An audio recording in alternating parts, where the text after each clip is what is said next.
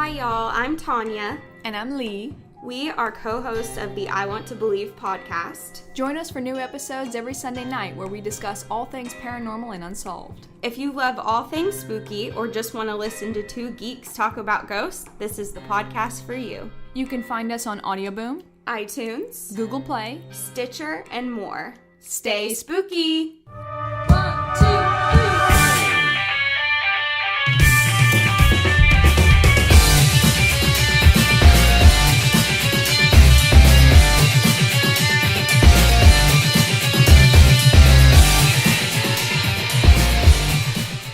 Blank space covered now, Caleb. Yes, the blank space is now covered. I hate our fucking friends. I hate them. They've been giving me shit all morning because we're trying to figure out this new equipment that our benevolent benefactor Geekery bought us that is amazing. But Jesus. It's all the power with the new mics. This magnetic license plate with my name on it says that you don't hate your friends. That's true. I did bring you back love, but you guys had love waiting on me. We did. You did. I got some really awesome Greg Smallwood art. From the little thing you guys went to while I was going to Florida. At Capel. I will say, out of all of our friends, I hate the three of you the least. That's true. That's true. That's how I feel, basically. Sometimes I feel like Craig and I are the wayward step-parents of just really, really terrible children. We aim to please, Caleb. That's true, but I love you. So you guys, do we even remember how to do a podcast? It's been so long. We can fake it like we have been. Fake it till we make it? Yes, sir. All right, well, let's do a podcast. Hey, everybody, welcome back to Southern Fried Geekery. And I'm not mistaken, this is episode 28, right? It is. Correct. Something like that. We've been Caleb, going for a while. stop sounding so excited to be here today. I'm going to fire Jerry. From a job he doesn't what are you get doing? paid for. No, don't do that. Now take an application for the spot of Jerry, preferably some way silent and knowledgeable about comics. Silent and knowledgeable. Yeah, just need to nod your head. We don't need you to say anything. Just nod your head in agreement. Wow. Do you want to give me a little button that's, red for yes and blue for no or Yeah, something? with a cute little Japanese voice. Jerry is going to be the first person who podcasts in sign language. He podcasts in colors. That's how we... It can only be for the betterment of the world. Just like the daughter and sword daughter. All right, well, let me do this better so Jerry's happy. Hey, everybody out there in Radio Land, welcome back to another episode of the Southern Fried Geekery podcast. As always, I am Caleb Alexander McKenzie. I'm Craig Lance. I'm Sean. And I'm Jerry. Yes, you are. And this is episode 28, and we're still here, and we haven't killed each other yet, so that's really awesome. Do we want to set any goals for what we want to do for our 100th episode? Yeah, 3-man podcast. Hey, you were a little too fast for that, and I feel really bad that we can't have Sean in our 100th episode. Okay, That does hurt my feelings, Caleb. No. So, guys, if you probably haven't noticed because the episodes have been staggered and came out on time, but we actually haven't recorded for a whopping 2 weeks. We recorded 2 episodes on the same day, and we put out a special since that time, which you should go back and listen to it because one of the episodes was just a really in-depth conversation about the pop culture phenomenon that is One Piece, which is a very popular manga and anime series that you guys, again, know and love, and the amount of knowledge you have on it is impressive. The other one was an episode that came out this past weekend that I got to sit down and, fortunately I had to do it solo because of the timing just didn't work out right, but I got to sit down with Mr. Michael Tierney, who is an expert historian, creator who has put together a giant 4-volume chronology of Edgar Rice Burroughs, which is insane. It's gorgeous. It looks great on the shelf. It's just, go listen to that episode. There's a ton of knowledge that man has that he dropped. And if you want to, we posted links. Go spend $250 and get an amazing, just life's work of Edgar Rice Burroughs. It's really, really cool. And I believe the $250 is an introductory price. Yes. It's not going to stay that price. Probably not. And the stuff is selling out pretty quick, and the second printings are not going to have all the bells and whistles as far as like the dust cover and the actual print on the cover. So if you want the really, really spectacular, amazing version, don't sandbag on it. Go get it now because they're going to be gone before too terribly long. So, man, how have you guys been? I missed you. I missed you a lot. Yeah, we're here. I feel like we've been distant. There's been space between us. Well, you left us. Let's be clear about that. Yeah, you ran away to Florida. I literally sat at this table waiting for you to come back the entire time. That's the saddest thing. I had to bring him cookies so he wouldn't die. Craig had to empty my bucket. I was kidnapped. Craig did not empty any buckets. But yeah, go check those things out. We are now accepting applications for someone to come empty the Jerry bucket. We need interns. Hey, Have we speaking gotten that popular yet? We can have interns. speaking of the Jerry bucket, come and check us out on Twitter, Instagram, iTunes. Leave us a rating and all that fun stuff. That is the worst segue ever. I know, right? Worst or best? Worst. I'm going with best. The Jerry bucket. Both. God bless it. We really have to figure out how to podcast again, or at least me. I do. Anyway, go on iTunes, leave us a rating and review. I'm going to quit making segues because I'm the world's worst. Check us out on Twitter and Instagram at SFG Podcast. If you have questions, send them to our email. We'll post that later. And come join us on Facebook where we're always talking about some shit. All right. We've been gone for a while, and a lot of stuff has happened. There's been a ton of news, lots of conversations. We don't have time to cover 2 weeks' worth because that would be a 19-hour podcast, and as much as I would love to do that, I got stuff to do, and we can't make that happen. But what we can talk about is probably the biggest news in at least the comics world. I don't know if you would call it the nerd world, but it's definitely breached over in other pop culture section. Steve Ditko passed away, unfortunately. Most people probably know him best as being one of the co-creators of Spider-Man. He worked with Stan Lee on Amazing Fantasy 15, Amazing Spider-Man #1. He was the artist. Just a phenomenal talent. He let his work speak for himself mostly, and it's really unfortunate that he passed away. But the man was 90, so I think he lived a great life and kind of ran his course. So Yeah, I mean, you can't deny his influence on the comic culture. no, at all. I mean, even to this day, people still mimic Ditko. His personal stuff's his personal stuff. Unfortunately, it got out there in the Yeah, a As little it bit. tends to, but, But he was a great artist, and from that standpoint alone, I mean, he was a curmudgeon. He was a hobbit that kind of hid in his hole. Yeah. And he was a dedicated acolyte of Ayn Rand, who I think is largely a idiot. But that was his own thing, and that's the way he chose to live his life, and that's that. But he did let his work speak for himself. yeah, absolutely, and beautiful art.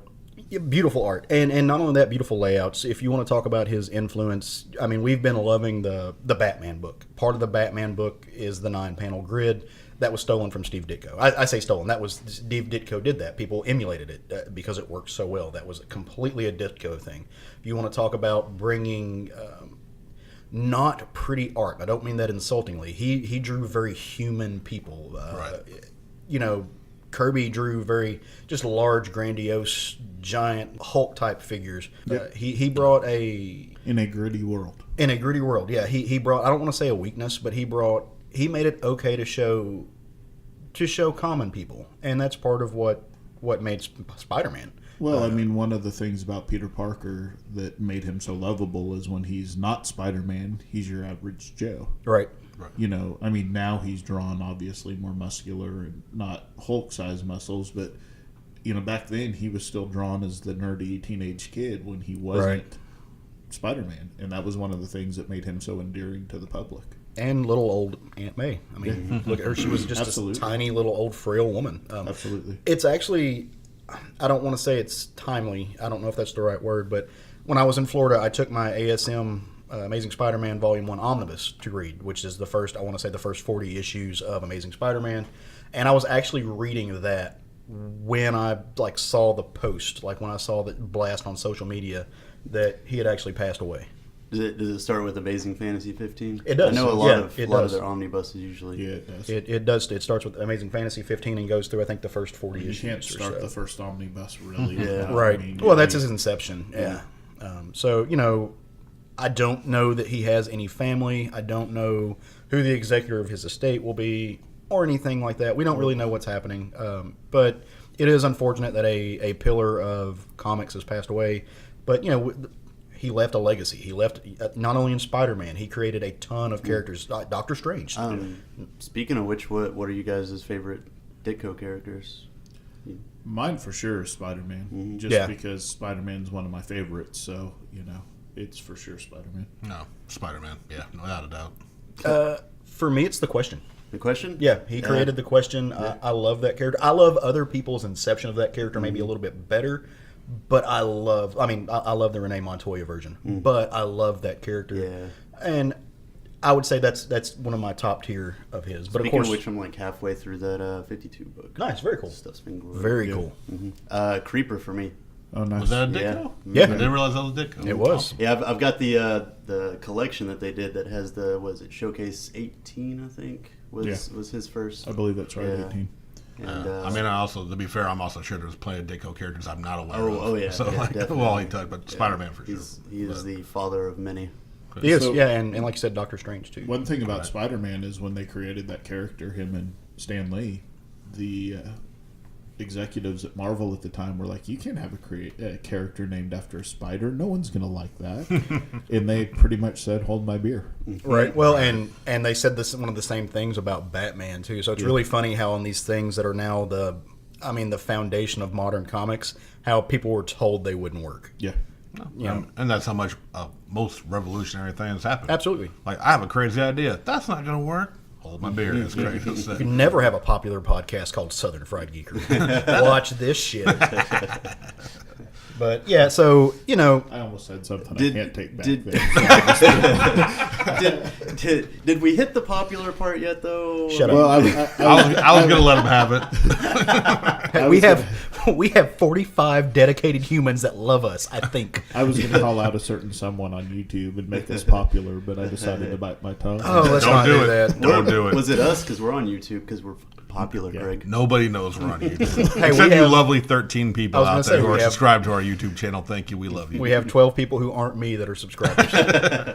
But yeah, so, despite what his personal political beliefs or financial beliefs or just the fact that he was kind of a weird closeted person, like he did not like the public thing, he put so many things out in the world that are just integral to what comics are, what they can be, what they should be. And I think he had a huge part in Charlton Comics and He getting did. that started, Yeah, and he did. when he left Marvel. I mean, his influence is all across the board in what happened in comics throughout the 60s and into the 70s. Yeah.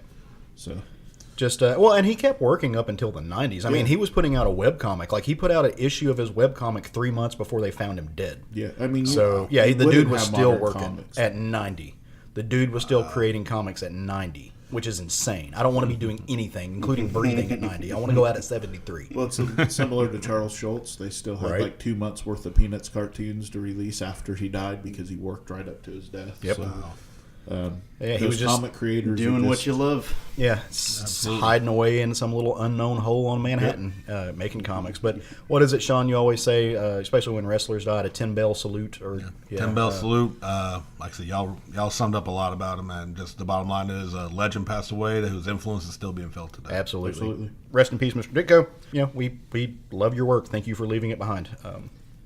So, speaking about Spider-Man and the creator, Yeah, man. there was some spider-related news that came out. I'm always you guys know that I'm always more of a fan of like side characters in Spider-Man.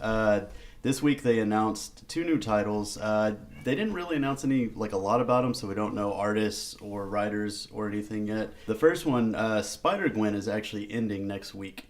And I'm assuming in this issue they're going to announce this, but she's getting a new name and a new title.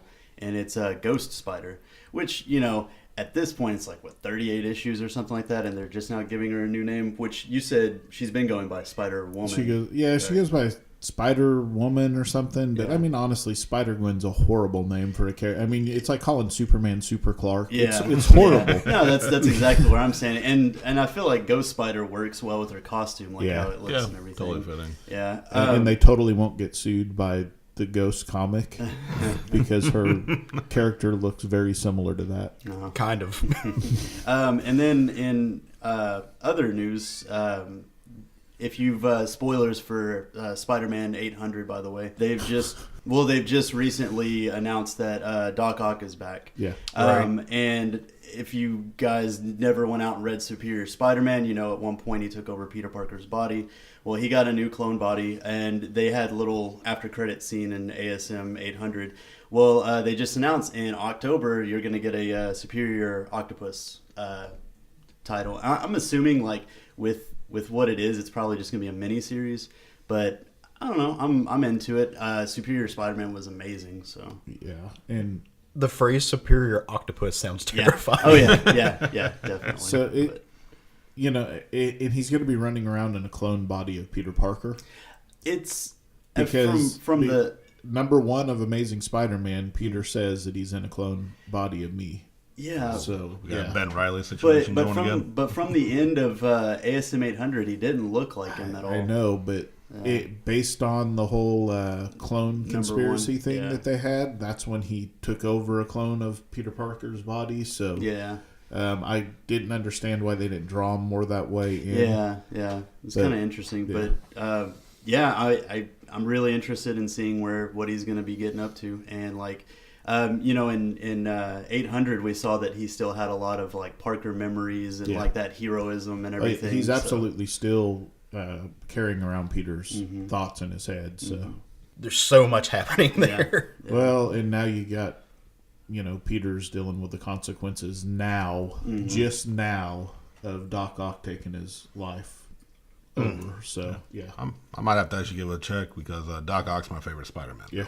Is he? Nice. Yeah, when he's like, I heard about the whole Superior Spider-Man. Yeah. I like the idea of the character being there, but I want Doc Ock as Doc Ock, so I'll take a look at it. He But will be- he's always my favorite He will Spidey be a villain. Doc Ock vigilante, probably in Superior. I would imagine he's going to be an anti-hero because I'm he's gonna check got it out. Peter's. I was going to say, so with Doc Ock, I always, especially with Doc Ock as the way he's written now, I always get more of a Magneto vibe. He's doing some good. He may be doing some bad things for reasons that he thinks are right. It'd be the right reasons. But he just, I don't know. Since Superior Spider-Man, yes. Yeah. Previous to that, he was straight up a Just villain. a villain. But now he's... I can't see them writing him any other way other than as an anti-hero. Yeah. So, All right. moving on and more comic book news, G. Willow Wilson is taking over writing duties on Wonder Woman with Carrie Nord taking over the artwork. I'm super excited yeah, about me this too. because I've kind of given up on Wonder Woman for the past 10 or 12 issues. I kind of flip through it and see if it catches my eye and maybe read an issue here and there. But for the most part, it just goes into my pile. So I've gotten to the point to where I follow some writers more than I follow some characters, and G. Willow Wilson's one of those writers. I think she's phenomenal. Love the stuff that she did in her Miss Marvel run. Yeah. Just that Kamala Khan is an amazing character. Just really, really good stuff. Carrie Nord is a really, really good artist. He's a very, very talented individual. I think this is a really good team. If you follow G. Willow Wilson online, she's not super vocal about some of her beliefs, but she's a very open feminist. She's a very outspoken about her core beliefs and things like that, which really do line up a lot with what Wonder Woman would have, with what Diana would produce, and a lot of the things that Themyscira stands for. So I'm really excited to see what she can do with this character. Yeah, I'm just excited for a change on Wonder Woman and looking to see where they go with that Right. character and in new direction. It's always interesting when you get a fresh look on a character from a Right. new person. And as you said, G. Willow Wilson's, in my mind, somebody that's perfectly suited to write Wonder Woman. Yeah, she was definitely on my short list. I either wanted to see her or Kelly Sue DeConnick on it. Yeah, I think or, both of those. Gail Simone's always the obvious answer for a strong female character, But haven't we gotten Gail We Simone's have Wonder had Woman? that I mean, before, so- yeah, and not that I don't think that she could do a great job again. I just something like you said, a fresh take, something we haven't seen Absolutely. before. Absolutely. We have dream teams for who we'd like to see do certain characters. Yep, absolutely. Well, more comic book news. That's moving on to the small screen, actually. Right on. Brian K. Vaughan's Why the Last Man has been optioned for TV. It's a book that came out, I think it was like the mid to late 90s? I would have to look. I That think makes it was actually mid-90s. Mid-90s. Book just is a fantastic story about a virus that wiped out anything living on Earth with a Y chromosome, except for one lead, our hero Yorick. up. Nope. Not just one. And the monkey. One lead and one monkey. Oh, his lead and yes, his monkey ampersand. 2002 through 2008. Wow, 2002, really? a little bit later. I Okay. felt like it was a little later than I was kind 90s. of leaning that way. Thank you for checking that. But it's been optioned for TV by FX. They've announced some casting for it. Okay. Who they got? They have Barry. I'm going to mispronounce your name, so feel free to come on and fight me about this. Any one of this casting. Barry Keegan. Best known, he was recently in Dunkirk Okay. as Yorick Brown. Diane Lane. If you don't know that name, you don't watch movies or TV. She's awesome. Cherry from Outsiders. Yep.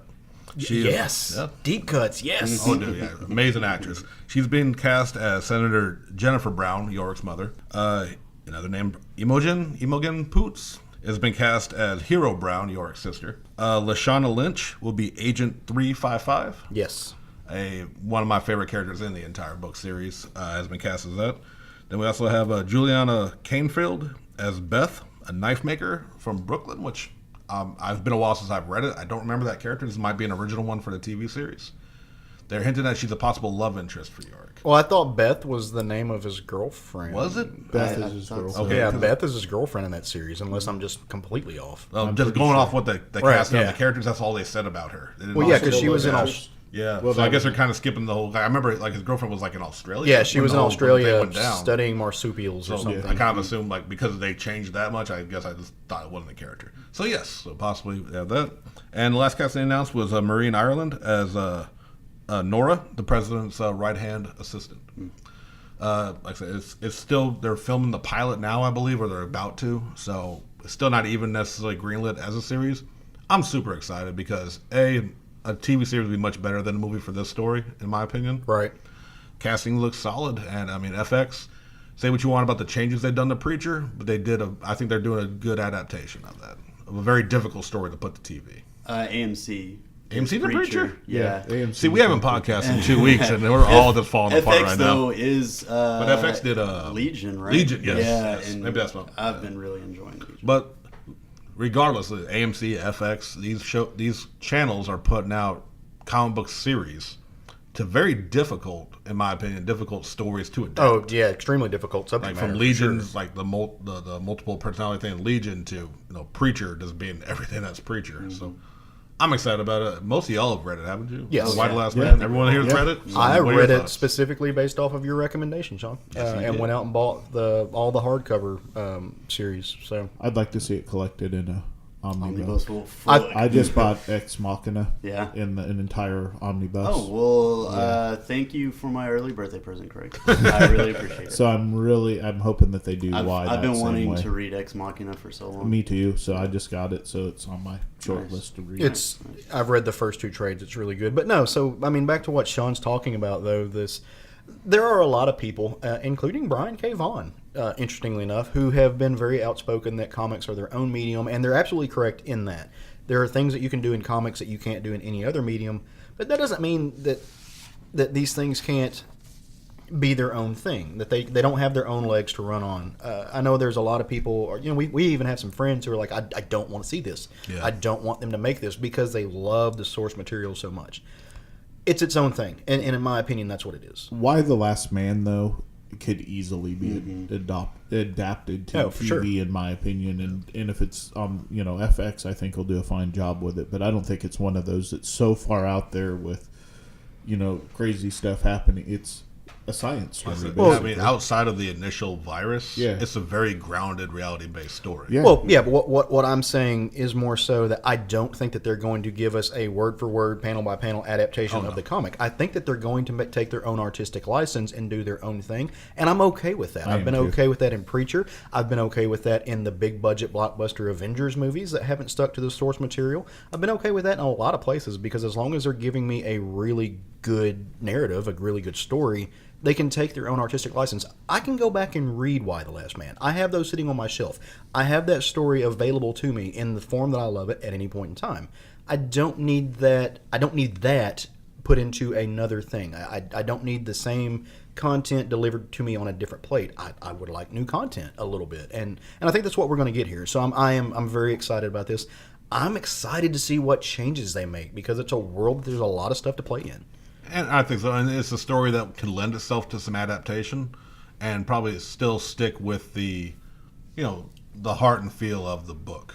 Right. Like, the overall themes of the book. because like alterations that stay on theme are fine. Like I said, Preacher's a fine example. They've gone off book a lot, but they've kept it feels like Preacher. In my opinion, a bad adaptation where they went off left field was Kick-Ass. Yeah. It started off very solid, a little bit of changes, but then the final act completely left field, changing characters, changing everything up just for a big explosion happy ending, which is not Kick-Ass is not about happy endings. Yeah, and I would have been completely fine with the jetpack if like he wouldn't have got the girl at the end. Yeah, that's what I mean. Like, okay, jetpack, that's over the top, cool. Kick-Ass is about being over the top, but getting the girl and just like the whole last half was completely nothing like the feel of the first half, which was like the comics. So. Was Kick-Ass the one where we got the motherfucker? What am I thinking The of? motherfucker, yes. Yes. I will always like that just for that part. What was he known for? Like, Superbad. Yeah, he was in McLovin. Superbad. Yeah, he was McLovin in Superbad. was, the dude playing McLovin, known as the motherfucker. I'm the motherfucker. Yes, you are. All right, well, speaking of castings, some news came out in that as well to the big screen. We talking about big shows like Wonder Woman and stuff like that. DC and Warner Brothers is producing. They are producing. What am I thinking of? Shazam. Not Captain Marvel. Don't say that, we'll get sued. Yeah. I mean, as long as they bleep that out. As long as they sue us in public where people see our name, I'm okay with that because I have nothing for them to take right now. We'll all go into hiding. We'll go find small little known podcast taken down by the boot of the law. If Steve Ditko can live in a hole in Manhattan for years, so can we. But yeah, so they've cast Desmond Hansu as the Wizard. Now, I probably mispronounced his name as Jimon. And Jaimin Hansu, if you have a problem with how Caleb just pronounced your name, feel free to come on this podcast and fight us about it. Where'd you get that Z that you added? That's the only question I have about your enunciation of it is because you're adding letters. To John, yeah, maybe so. I don't know. He was in Guardians of the Galaxy. He was in that first one. He's been in several other lower budget movies. I mean, I've seen him a lot. He's a phenomenal actor. Yeah, I don't have his Wikipedia or his IMDb He's page pulled up. right hand man in in Guardians of the Galaxy. If you're looking for who he is, but yeah, he's amazing. He's a great character actor. He really does. Like, I don't know how many starring roles, but he's appeared in a lot of movies as different characters. He's kind of really hot too. So, well, this is one of those movies that I don't particularly get excited about DC movies, but I'm pretty excited about Shazam. All the production stuff that's come out of it has looked really well. It looks really fun, really lighthearted. I love the guy that they have cast as Shazam. I loved Chuck. I forget his name off the top of my head. He was the main character in Chuck. Yeah. I love that show. The dude is legitimately bulked up for the role. He looks great. They've put out some pictures that you can Google. They put out that first official promo image of Shazam and Billy Batson. It looks great. The casting for Billy Batson. The whole thing is adding up to be just a really, really fun time that it might be the lighthearted palate cleanser we need for the DC universe. I hope it is. I think so. Well, side note, because I decided to bring up his IMDb page, even though they can't call them both the same name, but just little note, he's in both Captain Marvel movies. Really? Yeah, because Guardians of the Galaxy is coming back for the flashback. Yeah. Captain Marvel in the 90s. Shit, I didn't know that. Technically, he's in both companies' Captain Marvel movies, even though one's called Shazam. Wow. Side note, sorry. That's kind of awesome. Damn it, Sean. We have a 3 name limit on saying that in reference to If DC we keep character. saying Shazam, will Shazam show up? No, I was talking about the other thing that Captain Marvel. God damn it, Craig. If he didn't show up when we were talking about Kingdom Come, then he ain't coming. That's true. That's true. Really, really, really excited. I didn't know that he was going to be in Miss. I'm excited for that movie now. The more I see it, the more I like it. Anyway, yep. He's going to be in Shazam, and he's playing the Wizard. Really hope it's, I don't know a lot about Shazam. I haven't read a lot. I know that is the character. The Wizard is the character who gave Billy Batson his power, that speaks the word of power, that does it. In the comics, he's always just kind of like everything in comics, always shown as just a little wrinkly old white dude. I like that they're making a space for a person of color to come in and be awesome. And get your umbrellas out for incoming shit. Fuck all those people that do all that, make all that noise. I have no time or space or mental energy for them. Yeah, so I'm excited about this casting. Indeed. Speaking of shitstorms. That was Sean's segue. He was trying to It segue was. No, he did. It. He set it up But perfectly. he doesn't appreciate it. He only likes bad segues. He only likes to make his own segues. His own bad Doesn't segues. accept our segues. I hate her friends. I'm just picturing Caleb riding around on a Segway right now. You know those two words aren't spelled the same? I They just are found not, that out yeah. because they mentioned it in another podcast. Have you 'Cause ever they were ridden a making Segway? No. Really fun. Yeah, I have ridden one. All right, so this is going to encompass 2 bits of news that I'm going to try to politely navigate through, and we're going to see how this goes. The first one's easy. They have announced that we are getting a Black Widow movie, Fucking a finally. solo Black Widow movie. Honestly, I think it's too little, too late. I don't think that this is going to have the hype around it that it should have been if they had done it 5 years ago. But I am glad we're finally getting it. It's still good. How much of your concentration did it take not to say Scarlet Witch? A lot, because I keep saying because as people who listen to our show will probably already know, the Black Widow is played by Scarlett Johansson. There is a popular character in the Marvel Universe and in the Marvel movies named Scarlet Witch. Sometimes I get really confused because I have a weird brain, and I say She's played by the third Olsen twin, though. She is played by the good one. The good Olsen. The good Olsen, the one we like. The one that also you can see her when she's not standing sideways. Oh my god. But yeah. Anyway, so I keep saying that they're making the Scarlet Witch reference. movie That was a because... Yes! That was a Family Guy reference. That's nice. Oh god. We stooped so low to have Family Guy references. You guys watch Rick and Morty. Fuck off. Ain't wrong. Anyway, so Scarlett Johansson, I keep saying Scarlet Witch. They keep laughing at me. It's an inside joke that none of you understand, and I don't know why we're still talking about it, Jerry. Anyway, they're making that. So here's where the other weird part of this conversation goes, and it has nothing to do with Marvel, but it has everything to do with Scarlett Johansson. There is and it's a little bit pop culture, not necessarily nerd culture, but she's the Black Widow, so it's a crossover. And I think, honestly, the Black Widow movie is the reason that she backed out of the role that we're fixing to talk about. There was a film coming out it was called Rub and Tug. It's about a trans man, an older trans man, an overweight trans man. Scarlett Johansson was cast. Scarlett Johansson, a cisgendered woman, was cast to play this trans character, and of course, like most things, it set the internet ablaze because that's what happens. And it started a lot of conversations. Now, there are parts of those conversations which I think that everyone should ignore, which are just really, really trollish douchebags on the internet, and there are parts of the conversation that I'm glad to see. And not that I can, should, or want to, or will speak for all queer people, but as at least the resident homosexual of the group. I like the flair you put on. I did. I embellished a little bit. I appreciate it. I'm not particularly mad at Scarlett Johansson for taking the role, because if you lay money out on a table and you say, hey, you can have this money, I would probably take it. The casting directors, the producers, the director of the film, they should have never offered that role to her. We have reached the point now to where we've seen queer people, we've seen gay people, lesbians, we've seen bisexual characters, and we've seen trans people brought out on film in popular culture. You can no longer call it pragmatism for casting cisgendered people in those roles just because you're saying, well, we need to tell these stories. We've had these stories. Boys Don't Cry was made 20 years ago, played by a cisgender woman, played a trans man. That was 20 years ago. I understand he didn't cast a person to get that movie made then. You've had films like... not films. You've had television shows like Transparent, where Jeffrey Tambor plays a transgendered woman, and he's a cisgendered man. Big name, got a lot of attention. That was cool when it first came out. You had straight actors play in movies featuring gay characters. I mean, everything from, if you want to call it that, To Wong Fu, but you've got Brokeback Mountain. Half the cast of Queer as Folk were straight. Okay, I get it. When those things came out, you needed to tell a story, and you wanted to use these things to bring it out and get it to get it into popular culture. It worked. It's wonderful. We now know the market will accept. We now know the market will go watch. They'll put their weight behind film that feature trans and gay and just queer characters. Now it's time to let queer actors get those jobs. And I know a lot of people, they don't understand that. And I've heard every excuse in the book from, well, there are no big name trans characters, and you have to have name recognition to sell these movies. Bullshit.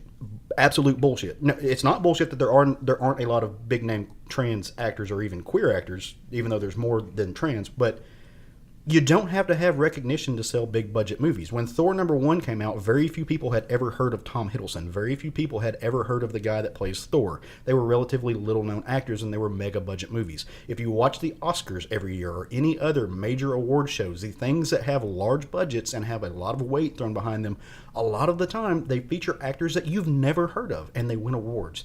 You don't have to have a well-known actor or actress or act X to play these characters to get people to go watch them. You just don't. That's a bullshit excuse.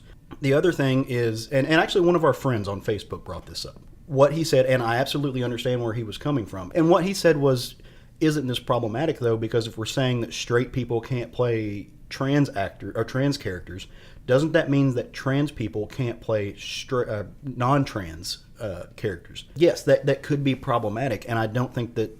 Number one, I don't think that necessarily limits those roles, but there is a good point. There is a good for the goose, good for the gander situation.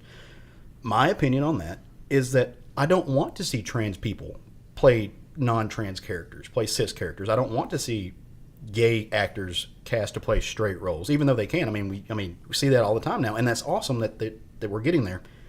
I want to see more trans and more queer characters in shows. Imagine a film or a world that we live in where trans people are allowed to be people and allowed to have character stories and allowed to have arcs where they don't have to fucking explain their existence. Where, who is that? Oh, that's Betty. Betty has problem XY. Betty has bills. Betty's husband left her, blah, blah, blah, blah, blah. Well, Betty's trans. Well, okay, we need to stop the world and figure out why Betty's trans. No, we don't. Betty's trans. There you go. That's the story. Boom. That she exists. We don't have to explain it. Imagine that world where we could see those characters on screen and it doesn't cause a kerfluffle. They don't have to stop the entire plot to explain why this human being exists. They don't have to stop everything, halt the brakes on a movie to explain why James and Bill are in love. No, I don't announce my entire story about why Roger and I came out when I'm talking to people about why I need to go get my tags for my truck at the DMV. That doesn't fucking matter. That's irrelevant to my story. So imagine that world where they just get to be. And that's what I would like to see. Well, and not to minimize any of the marginalized peoples out there. But when you're talking about trans, you're talking about the marginalized of the marginalized. Right. For sure. More so than the typical gay, lesbian people out there. And again, not taking from that cause at all. Or you're talking about the very marginalized of the marginalized. Well, yeah, I mean, we're getting into a little bit of queer theory here, but for so long, transgendered human beings were lumped into they're part of the LGBT community. A thing people don't realize is being transgender has nothing to do with your sexuality. It has to do with your sexual identity. Those are two different things. Yeah. Way two different things. You can be both trans and gay. You can be both trans and straight. You can be assigned a gender at birth. Like if I was born male, I was assigned male at birth. I identify as a man. Were I to be transgender and transgendered into a woman and still be married to Roger, I would consider us a straight couple then. I'm not a gay couple. I'm a trans man in a trans woman in a straight relationship. And so there's a whole lot of just nuanced stuff there that gets lumped in. I guess where I was going with that is when you're talking about trans characters specifically, you don't have a lot of trans actors to play those roles. Right. And they absolutely need to be given those roles, especially when you're talking about non-fictional characters, which is what this person is. When you start talking about the gay versus straight, there's a lot of gay actors playing straight parts, a lot of straight actors playing gay parts. Been that way for a long time. Yeah, there's a little bit more transference there. Right. So that, to me, isn't as big of an issue as this issue is. But maybe that's just me on the outside looking in. Right. Not saying that they both don't need their spotlight, because they absolutely do, and there should be more LGBTQ movies anyways, or just regular movies with those people. Yeah, just that's what you don't have to explain their existence. You don't have to explain who they are.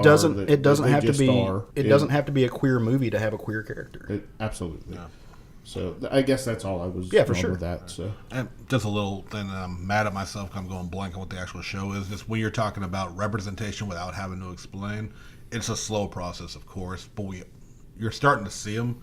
I cannot think of what it is. I know it's like kind of a tweens to kids cartoon where there is a character with two dads. They never address it. He just said, "My dads are here," and they're going out. They go on whatever adventure they're doing that episode. Well, and like I've seen like it's starting to trickle in at least a little bit of that, and I think that's a great thing. Well, and networks like the CW catch a lot of shit for being real melodramatic and kind of hokey, but there's a ton of queer representation in those shows, and they don't explain themselves, and that's rad. They don't have to. Mm-hmm. It's just a part of life, and that's the thing. And when you talk about actors needing jobs, and we don't need to have an hour conversation about this, but it happens, so I thought we should bring it up. And it's life. I appreciate talking about these Caleb's things. Rants. Does he get a theme song? I should. But there are real life queer actors trying to get jobs. This whole idea that, there's just no big names out there, so they must not be. No, there are. I've been to Hollywood. It's full of queer actors. It's full of people trying to get jobs. You have to hire them. You're never going to get any large mainstream trans characters or trans actors, trans people if you don't give them jobs. And if you're going to monetize the existence of queer people, then pay fucking queer actors. Point blank. That's the end of that story. Yeah. If you're going to make money off the fact that we're alive and in the world, give us jobs. Yeah. Flat out. Absolutely. We've had more big budget movies that star fucking dinosaurs that have been dead for 360 million years than you have queer leads. You don't even have to CGI queer people in. We're fucking right here. Cast us. Put us in films. And you know what? The market's already shown you that they'll take it. They'll accept us. And they'll come see us. And they'll support us. There's zero excuses of this now. I understand Scarlett Johansson at first taking the money and getting the job. She should have had the wherewithal to say, hey, we had a real big kerfluffle with the fact that I played in this other movie that people threw a fucking fit about, which I don't know Caleb does not know anything about that situation. I don't know the original anime or anything like that, but she should have known this is going to be a problem. The casting director should have known. At the end of the day, it was destined for failure. She stepped out of that role now, and so hopefully they'll cast a real-life trans human being to play a real-life trans person. So my thoughts on that are this. I don't know that she was wrong to take the role. I don't know that they were wrong to cast her in that role. Because up until this point, there hadn't been any backlash to having straight or non-trans people playing trans characters. There had been, but just not as loud as this one got. Now, yeah, in the world we live in now, they responded correctly to the backlash, and they're fixing it. So, to me, it's they're learning, and they're responding correctly, and they're doing what they should be doing. I don't know that she was wrong, because it wasn't that long ago that Jared Leto won an Oscar for playing a trans woman. Absolutely, and that was a good film, right? So. And that's my point. We've had those pragmatic roles where we put those stories out there just to see if the market will bear. I mean, as a capitalist, I understand that we have to test and see what the market will bear. We've done that. There's the green light. You can have queer characters. You can have queer actors. It's definitely time to cast the right people in the right roles. We've shown that consistently, that we're at that point in this world, and it's time to do it. My whole thing about it is I didn't like how it was handled, because we bring up a lot of times how, just really messed up that toxic fan base can be, right, with bullying actors themselves. Yeah, right. And I don't like that she ended up dropping out of the role because of all of that backlash, being bullied. And like you said, I feel like it should have never gotten that far.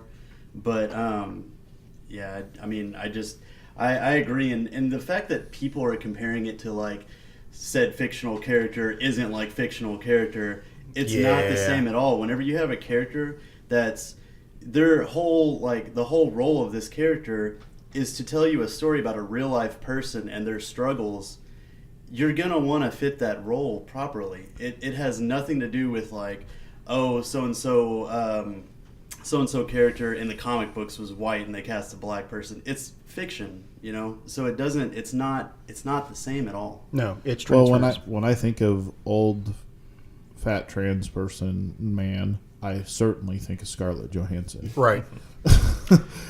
Just bad casting in the first place. Absolutely. And I know we want to wrap this up. You did mention the other movie. Right. And let me tell you about Ghost in the Shell. Okay. As a fan of the books who owns it, and I've read them multiple times, I understand where they were coming from, but I still personally believe that was completely blown out of proportion about a white actress playing the Japanese Motoko Kusanagi. Short end of it all, you're in a world where people are in 90% cyborg robotic bodies. They Right. look like anything. And in the comics, Kusanagi prefers a company of women. People are so that's already potentially a gay character, but there's also been implications that before she got into her robotic body, she was a man. Okay. So there's a lot of complications to that. Yeah, there's a lot of sexual fluidity So there. the short end of it all is, it was an actress playing a robot body. It can look like anything. I think that was blown out of proportion. I think this is a little more justified, but I kind of agree about the online bullying thing too. And like you and I have talked about, like, her casting was not even the problem with that. No, that movie was just terrible to written, begin with. Yeah, written bad. But like, I'm sorry, I just wanted to bring up. I just wanted to drop that little bit about Yeah. Ghost in the Shell as a actual fan. All right. So one last thing on this, and from my point, you guys can. But addressing the online bullying, it's never okay to bully. Yeah. You can make your point without threatening the actress the actor without being bullies or trolls to them. It minimizes the point you're trying to make when you become an asshole and a troll and just want to attack people. You can do it without even addressing them on Twitter. Address the production company that screwed it up. Yeah. And by addressing them, you can do that without being a troll or a bully as well. You don't have to threaten or degrade a real-life human being to put out the fact that they are threatening and degrading real-life human beings. It And that's a weird- marginalizes your marginalization of a marginalized person. But on the other hand, I will say that I understand when it comes down to somebody. I mean, if we're talking about things that we read in comics or like little, absolutely, on some level there, when you are talking about the existence of real human beings and the fact that they also get online and they see themselves denigrated to being a fictional character in real life, you're gonna have some really angry backlash to that. And so on some, and again, maybe I'm excusing bad behavior in this case because I can kind of relate to it a little bit. Being angry is one thing. Yeah. And righteous indignation is one thing. Being a troll and being an asshole is a different thing. Yeah. No, I agree. Absolutely. And since we're talking about minimalizing our points about being trolls and assholes, I'll wrap this up by saying if you're that person that said you're angry that real elves didn't play fake elves in Lord of the Rings, you're a cunt and I hate you. So, Amen. all right, There let's go on We to can the all next agree thing. on that. Hell yeah. So since we're talking about being nice, all right, hey, let's talk about some manga. We haven't talked about manga in at least one episode where we dedicated an hour to it. So That's right. We hijacked an entire episode. Now we're still demanding our serve 15 us up a minutes. bowl of manga ramen, guys. Well, we got a hell of a bowl for y'all this episode. There has been a long-running show that me and Jerry are a fan of. Jerry specifically getting me into this show. Yay. It's called JoJo's Bizarre Adventure. Jerry, why don't you Craig take out a can little talk bit about on a this? little bit. Oh, that's right. You have gotten into a little, Craig, haven't you? I've seen a little bit of it. Awesome. So JoJo's Bizarre Adventure started off as a Shonen Jump manga. Started publishing around 1987. The mangaka for it was Hirohiko Araki. It's interesting how it started, right? Oh, yeah, Because it's gathered like a wide variety of fans just in between like when the manga started to when the anime started. Because I feel like more of the fans nowadays follow the anime because it's almost it is a completely different tone, right? Yeah, it's a completely different series. In 1987, with the first Battle Tendencies, the first story arc, it was definitely, you could tell, it was influenced by one of the biggest manga at that time, which is called Fist of the North Star, which will get its own manga ramen one of these days, for sure. Which is just a big, brutish guy fighting manga, is what it is. They're all huge, giant people that bust heads open. And that's kind of how JoJo started. And that, like, the first couple of major story arcs, Battle Tendencies, and what was the second one? Phantom Blood. Phantom Blood. Kind of stuck along to that route, but you start seeing him get his feet. Which is weird, though, is that, like, the third story arc of JoJo, which is where JoJo became JoJo, as we say. No, Phantom Blood was the first one. Battle Tendency was Phantom part Blood. Okay, two. I had them Yeah, flipped. yeah. Okay. Which the third arc was actually the first to get animated. Which is why a lot of people know JoJo for what they did in part 3, which is when they introduced the stands, the psychic representation, or the physical representation of their psychic abilities. So, but before we dive into that, let's get into just a little brief bit about how JoJo started. Okay, so just the whole kind of synopsis of JoJo.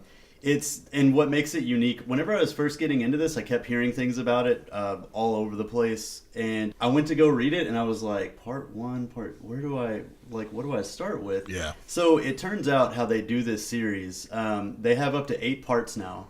But what makes it unique is it starts off in the 1800s and it follows the Joestar bloodline. So after each part, you kind of have like an ending to that Joestar's story, and then it cuts to like their kid or their grandkid or something like that.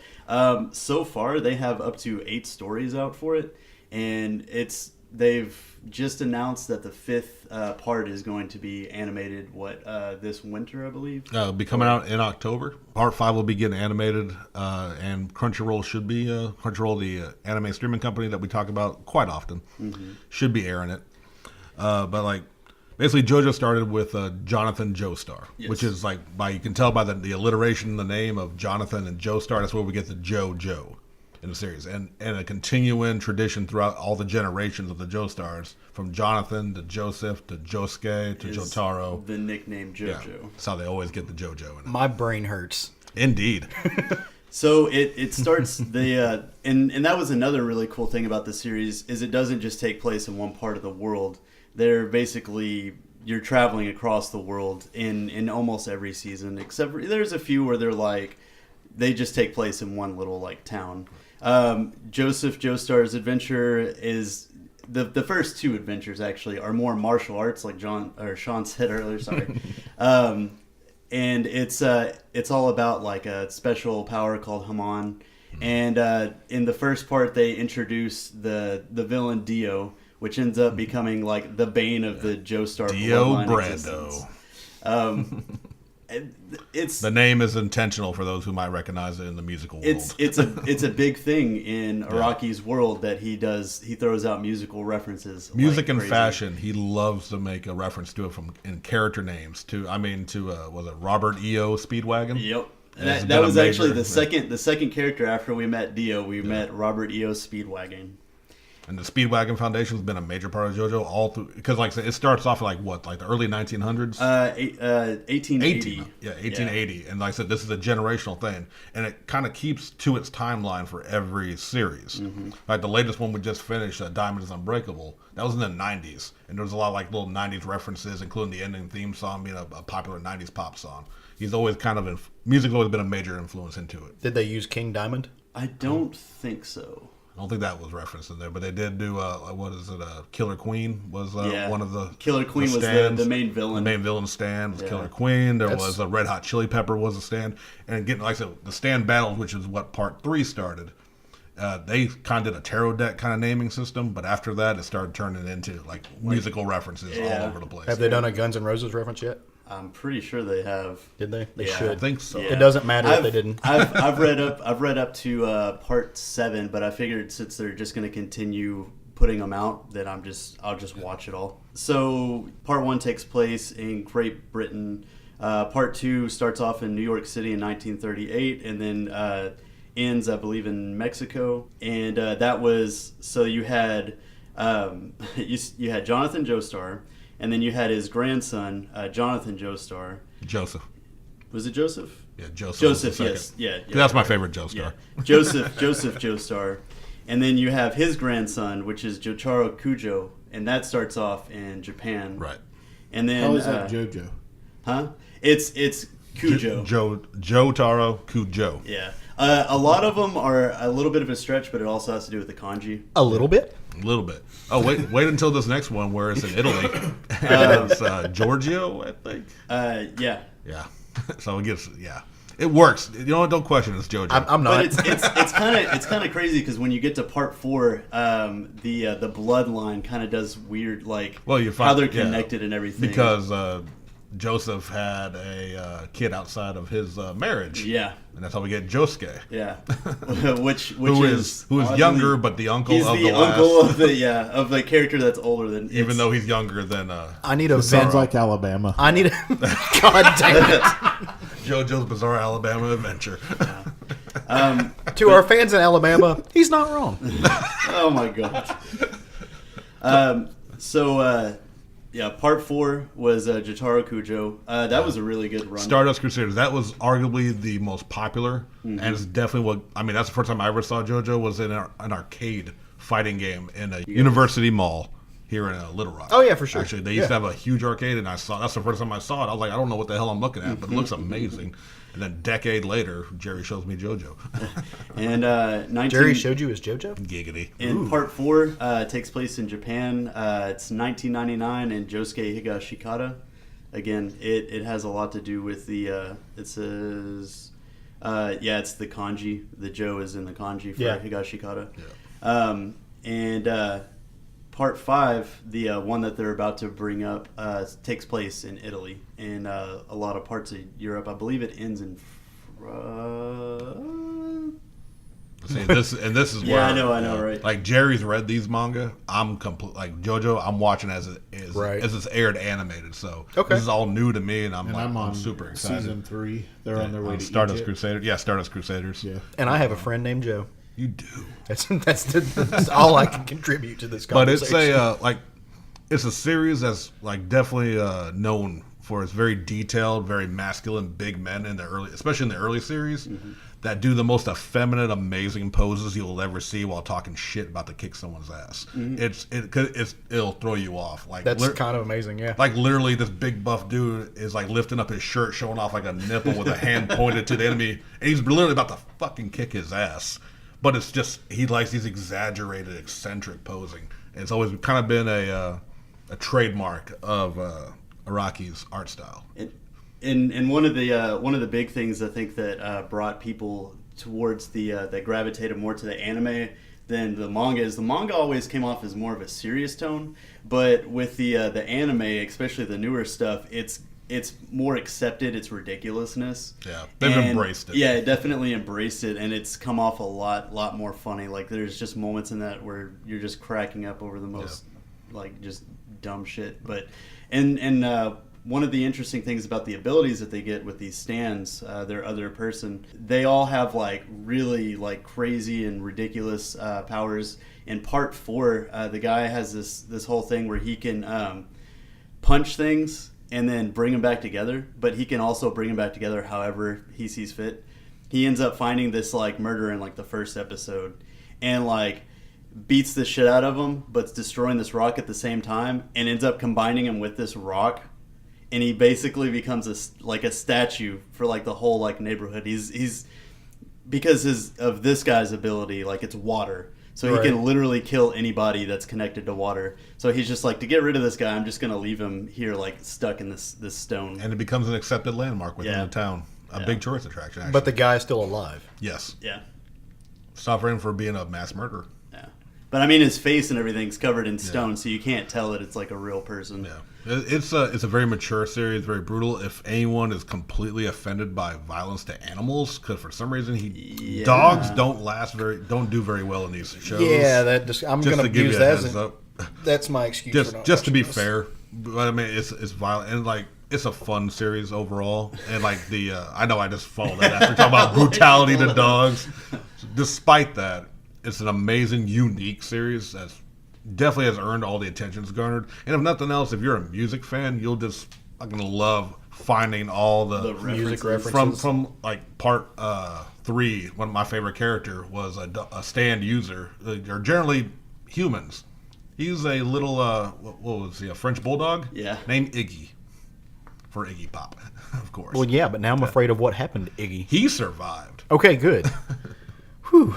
Barely. But he had his own stand. Like I said, this was still the era where they were naming him after like tarot cards. Yeah. But then, like I said, part 4 is when he started getting it. But like he still had his music references. There were a pair of brothers in part 3 that were Oingo and Boingo. The Oingo Boingo brothers and stuff like that. And like I said, Dio Brando, of course, being a major enemy throughout. It's an amazing show. If you haven't read it, watched it, it's readily available through Funimation and Crunchyroll. Most streaming services. I want to say this next part they bring in Metallica and Black Sabbath. Those are stands. Yeah. So there you go. Like it's fun. That's fair warning about the animals. How did they not get sued by Metallica? Whenever they bring it over here to America, they have to alter the name a little bit. And it's hilarious because like in Japan, I guess maybe there's different issues. They don't track it maybe.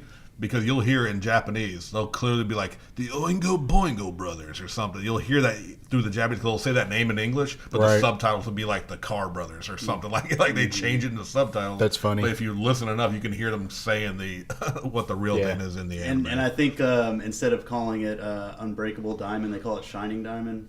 Right? Well, it's like Crazy Diamond changed to Shine because Crazy Diamond that's a Crazy Diamond's a Beatles song. Yeah. And then they changed it in the subtitles to Unbreakable Crazy Diamond. Yeah. Instead of Shining it's Diamond. Pink Floyd. Or one of the Is it Pink Floyd? Crazy Diamond. Yeah, Shining Crazy Diamond. They've changed it to the Shining Diamond to kind of get around it in the subtitles. But you'll hear them still say it. They'll still say Purple Haze is another one. Purple in the Haze, next part. Was it Sex Aerosmith? Pistols, and then the Sex one? Pistols. Yeah, Sex that's one of my Pistols favorite next one. characters from the. Yeah. Wait, no, Purple Haze was Jimi Hendrix, dude. Yeah. What? Yeah, Did you say Aerosmith is another Oh, okay. I thought you were character. saying Purple Haze was... No, okay, no, sorry. and My bad. Aerosmith is another I'm going to go character. back in my hole. But Craig, like I said, you watched just the early stuff, right? What did you think? I watched the 2 movies to Tie in the first 2 seasons. right, and then I watched half of season 3, and I've just got sidetracked on other things. yeah. I will get back to it. I really like it. It's a fun, enjoyable series. Yeah, and it's one we highly recommend you go out and find. That way you can also get in on all the crazy cosplays we see at every convention. Yeah. You'll at least see somebody in an awesome costume doing a ridiculous back bend pose. As like I said, traditional to JoJo of wacky posing. Well, and I mean, at its core, it's a story about a family that hunts vampires. In the end, that's what at least what it started out. Yeah. You know, I mean, from what I've seen, anyways. So. Oh, and like I said, those early stuff still is still a part of the later series. Yeah. So It's like Buffy on acid. it really is. Yeah, it's an amazing show. We recommend you go check it out. And now that our bowls are empty, we are finished here. So ikidakimasu. Rock on. Well, that sounds both insane and weird and awesome, I think. I'm not real sure. I haven't made up my mind He yet. doesn't know how to feel. I'm just a little scared. Well, let's talk about some comics. What do you think about that? Yeah, it's Oh, been yeah. like, You guys got feel like alright? 2 weeks worth, right? Yes, and so Young the tweets. guys got together while I was gone and decided that I get to talk about 15 comics today. No, we did not. And Jerry's gonna read one. And no, okay. So we do. October 3rd, 1983. We I don't were. remember if that was the actual line. I thought Close I wrote enough. it down. Close I enough. want to say it was October 10th because that's my October 10th. birthday. Yeah, that's my I remember it was birthday. in Yep. October, and I remember it was in the 80s. That's so. a Watchmen reference Yeah. for those of you at home. No, you should have gave him that. Just let him figure it Oh, out. baby steps. Just Baby kidding. steps. Bring them in. A Bring them in comedian died slowly. tonight. But we do have there. You know, we haven't actually got together and recorded in person for 2 weeks, and so there were a lot of books and there were a lot of things that came out while we were absent, and we just want to touch on those a little bit, just kind of because there were some important things. The first being, and I'm actually going. It's not on our inside baseball. We have an He's outline. changing our outline as we speak. There was a major Marvel film came out this week, Ant-Man and the Wasp. Yes, which you is two shut up. it's a sequel. I want to talk about it. Hey, remember when I said that joke about the 3-man podcast? Yeah. He wasn't talking about me. I'm sorry, Craig. I'm just sitting here, dude. Well, can we still use your house, though? Ant-Man and the Wasp came out. Jerry's seen it. I've seen it. I don't know. Yeah, neither Craig nor Sean I have seen saw it. it twice that first weekend. I gave them like $40 of my money to add on to their first weekend. Money well spent. It is not, just briefly talk about it, I don't think it's in my top 5. It's not in my top 10, but it was a really, really good movie. I don't have any large complaints because, again, all I was really expecting was to be entertained. I did that. It entertained me. Really fun parts. Had a really cool car chase. Again, not spoiling anything. There were really interesting things done as far as who was, quote-unquote, the villain. There's an actor that I really liked named Walter Goggins that is a character in this, and I think that he was underutilized, which really disappointed me a little bit. But other than that, fun flick. You're not wasting your money if you go watch it. I had a great time. My husband had a great time. He had lots of questions. I couldn't answer some of them. I actually saw it in 3D the second time. I feel like it was worth it just because of the quantum realm and all of the special effects with I've heard Ghost and all the shrinking and growing and everything. I felt that it was a really fun family flick too. I do. Yes. Completely. And it was one of the first few movies or the first movies that I've seen where I wasn't completely annoyed by the child in it. I thought that all of that stuff and Now, he's not wrong. yeah, seriously, like it was adorable. And Yeah, I was it like, was. I really loved his I love the relationship kid in with his daughter. Deadpool too. So anyway, but I don't know. I'm gonna stick with Ant-Man being my favorite franchise in the MCU. Is it? I Okay. really enjoyed the movie. I enjoyed it better than and I think I might be the only person I've heard say this. I liked Ant-Man and the Wasp better than I liked Ant-Man. I really like that the Wasp is now a mainstream character, and they're going to be using her more. So again, no spoilers. Go watch it. It's shining recommendation from Jerry. Yes. Good recommendation from Caleb. Had a lot of fun flick. All right, so in the comics world, major book came out. I don't know if you can call it a major happening. Batman number 50 came out. This was the culmination of the wedding between the Bat and the Cat that was supposed to happen. We're 2 weeks out now. I think we can go ahead and say, hey, we're going to spoil it for you if you haven't read it. Sorry. You've had 14 days. I picked it up in Florida because I didn't. The New York Times spoiled it before the book came out, so I don't feel bad about any of this. Yeah, they didn't get married. They did not. Selena Kyle changed her mind because of one of her friends. Put it in her head. Put some things in her head. At the. Do we want to go ahead and go to the end of the book? Yeah. End of the book, you find out that it's all Bane behind the scenes working things, and that was the best part about this book because you see all of these bad guys surrounding Bane, and one of them is Thomas fucking Wayne. Oh. I didn't catch that. Wow. Did you not? Oh, yeah. Go back and look at it. It's Really? Yep. One of them is Thomas Wayne. Really, that part was the part that got me. This was not a poorly written book. Obviously it's not a poorly written book. It's Tom King. It's a nothing burger though. And again, we have 50 more issues that Tom King is going to write, so I have complete faith that it's going to make it work and make it awesome. We got an arc that didn't really do a whole lot though. At the end of the day, it was more character focused. It felt more. I would have preferred to read something like this in prose, honestly, because you're really diving into the psyches of these characters more than any actual action is happening. I personally felt like we got led up to something and then Left at the altar. a little bit. But I will say that this book was completely worth the cost of admission because they had about 20 different artists do these amazing pinup style pages, but like the Bat and the Cat. My personal favorite was the Lieber Germo pinup. I absolutely loved it. And so, yeah, good book for the art. Story-wise, meh. I would say after 2 issues prior being deep psychological, text-driven issues, that we got the finale and just kind of a mundane ending. And granted, it's a setup issue, which is what no one was expecting. I know that's what kind of irked me when I read it. Yeah, right. Because I was expecting a conclusion to an arc with, of course, a big, obviously lead into the next thing. But it really was just a fizzle instead of a bang. Pretty much. I disagree with both of you. Cool. I think it was a fantastic book, and I think it was a fantastic ending to the arc. We knew that Batman's not going to be happy. Yeah, that's true. You can't have Batman get married and be a happy person. I mean, the Joker was saying it for 2 issues leading up to it. Yeah, you're not wrong. I agree with the premise of what you guys are both saying, that you were expecting something and you didn't get it. But Tom King's done that to us many times in this run. And I really did not expect them to be married at the end of that book. I didn't. I you went gotta into suspend it your disbelief sometimes, Craig. No, I went into that book thinking something was going to happen and they weren't going to get married. And I wasn't spoiled before I read it. Because I unfollowed everything on Facebook except for my friends who are not jackasses and didn't spoil it for me. So, I mean... We have those? Yeah, a couple. Yeah, go ahead. I guess I see your point 100%. You're absolutely right. I guess if I can kind of like reiterate or re-say what I like the Bane reveal at the end because it's leading to something else. Maybe a bigger swerve at the end of all this would have worked better than just a letter and then Bane sitting there. I think maybe something like...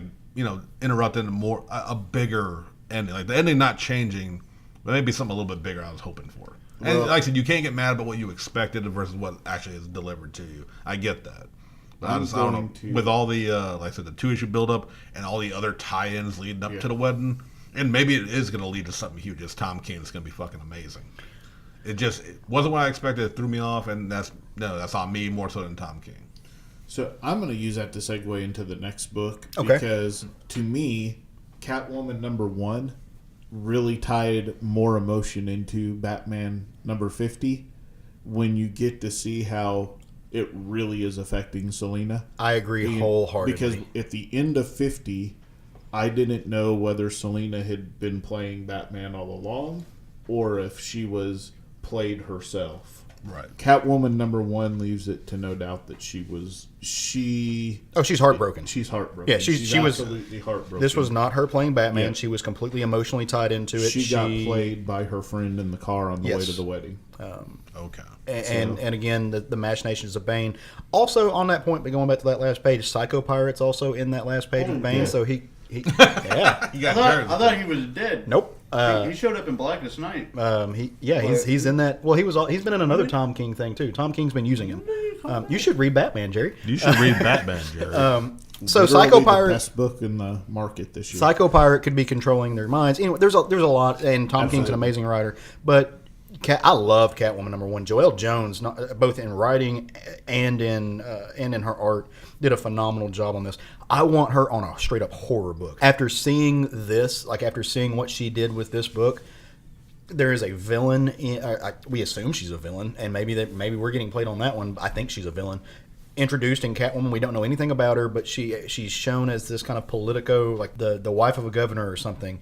And they're doing an interview, and she's talking about how she's it's sad that she's been mistreated, and the media has done all this stuff to her, and she's a really good person. And then she goes behind the scenes, and she's not. She's kind of evil, and she starts taking her things off, and she's been pieced together. She's kind of a red, she's not red, but I want you to imagine the Red Skull's face. She takes her nose off, she takes her teeth out. Really, really grotesque drawing. I would love to see Joelle Jones, and I put it out on Twitter on my Twitter feed the other day. I would love to see Cullen Bunn and Joelle Jones do a Hellblazer book based on that image alone. Ooh. Yeah. Yeah, and then it's leading into the whole mythos from the horrible Catwoman movie that there's apparently more than one Catwoman. But do we have to bring up that movie? No. But I think based on the creative team on it, I'm excited to see what they do with it. Hell yeah. It's on my pull list for sure. Yeah. Okay, so if nobody read this, fine, but I did. I have not read this book yet, but I know Jerry's deep and powerful love for all things Jeff Lemire. While we were gone, the Quantum Age Black Hammer. You said you did read it? I did read it. Okay. Yeah, this one kind of came out of nowhere for me. Yeah, it's hard to place where it's taking place in the timeline, and it's just kind of all over the place. Yeah, and it came out the same day that Dr. Star ended. Was it Dr. Yeah, Star? no, Yeah. I think it came out a week No, later. it was the same. Yeah, but they're showing his timeline for the Black Hammer universe, but far in the future. Yeah.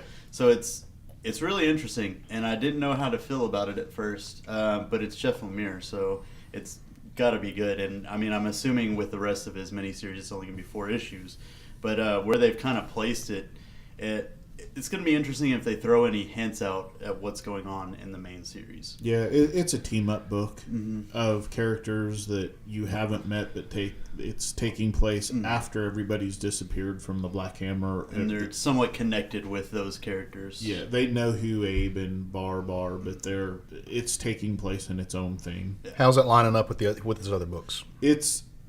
Quality-wise. If they're all 5 stars, it's a 4-star. Okay. Yeah. I would say that's how I felt too, because you didn't really get that emotion that you really It get didn't out of his immediately characters. suck me in. If it wasn't Black Hammer, I may not care about it. Yeah. The short end of it is I think Martians come to attack, and then this takes place a few years after that happened. They had a big 15 years or something. Yeah. Like Mars attacked? Yeah.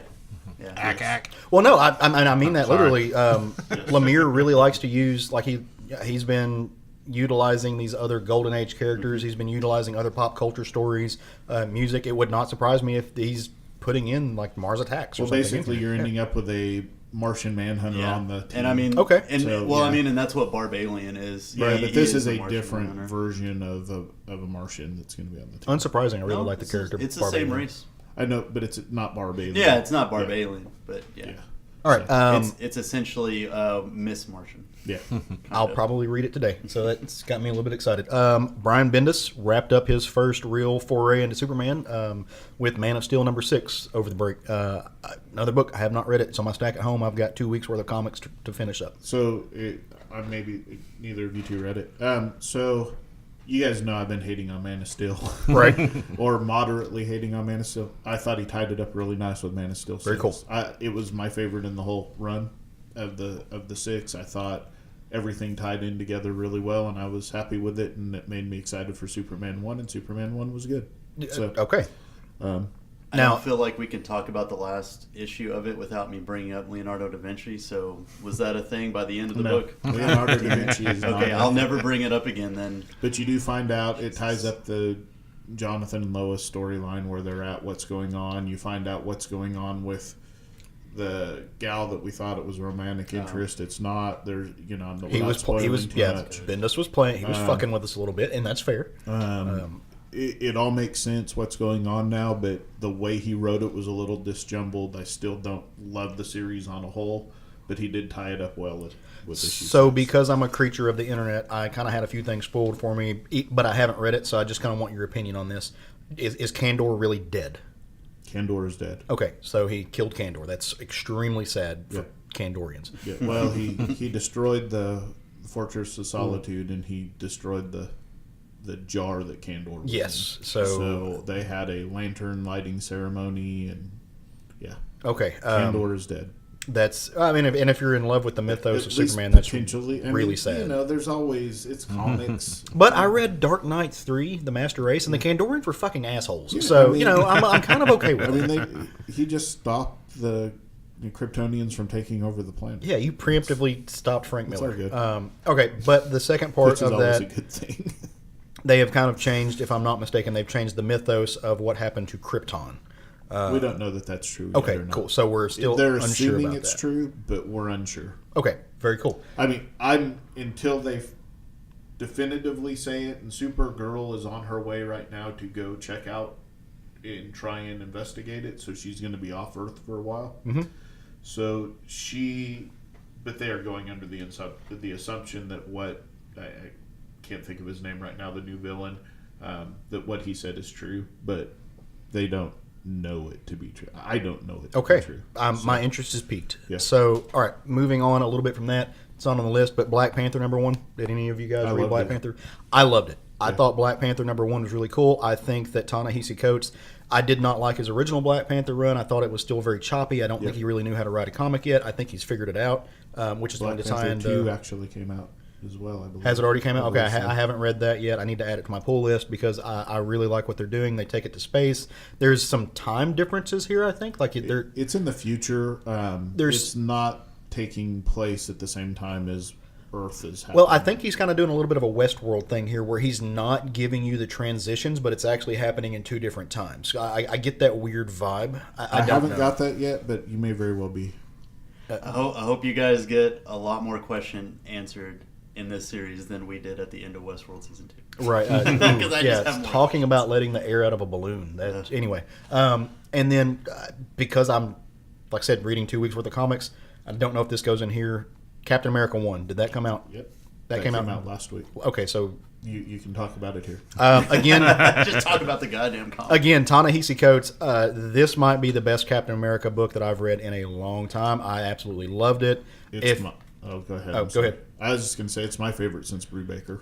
Yes, this is it. Again, a single issue, but if Ta-Nehisi Coates carries on in this vein, we're looking at a legendary run. I'm calling it now. It is that goddamn good. Everybody who is afraid of what Ta-Nehisi Coates might do with Cap, shut up. He's doing an amazing job. They utilize the character, or at least the mythos of Nuke a little bit in here. They kind of touch on and wrap up some things of the Spencer run. Yeah, the Spencer run in here, and it's just really, really good. It speaks to the heart of the character a lot. Do we get to hear you talk about this book twice? No. So, I changed my mind. Okay. I was just making sure because at one point Caleb was on 15 books. the one thing it definitively... 17. Oh, God. The one thing it definitively said, for the people that didn't read Secret Wars, Captain America was not a Hydra agent. Nope. He was not a Nazi. He was Captain America. The other person is a different Captain America. Who is imprisoned right now, Yes. I think. So get over it and move on. And you can find that out if you actually read comics, kids. Yeah, It's instead a of lot. watching- I know. Instead of watching trolls on YouTube. Yeah, exactly. Ignore assholes. Yeah. We don't like them. That's all I have in the book. Amazing Spider-Man #1. Well, that came That's out. Yeah, this week. that came out this week. But we can give a thumbs up or Okay. talk about it since no one's doing their book of the week. I'm going to give it like a 3. I was bored through most of it. I signed on for it mostly because of Ryan Artley art. They did have a twist at the end that I was interested in, and of course I'm going to stick with it. So The book's absolutely beautifully drawn. Yeah. I like the story because it's getting Peter Parker back to where he's supposed to be. They're not undoing, but moving him back to being the lovable loser that he's supposed to be instead of Tony Stark in a Spider-Man outfit, which is what Dan Slott. had taken him to for the past 5 or 10 years. I'm perfectly okay with where they're going. Having said that, it was a bit melodramatic, Mm-hmm. And I'm hoping that Spencer will find his footing in it and make it a little bit, just a little less melodramatic. It's just, it had just a weird feel. I would have definitely given it a higher rating, and then they made the "Bye Felicia" Yeah. joke, and it just, I was like, no, this is a downward spiral, guys. Come on.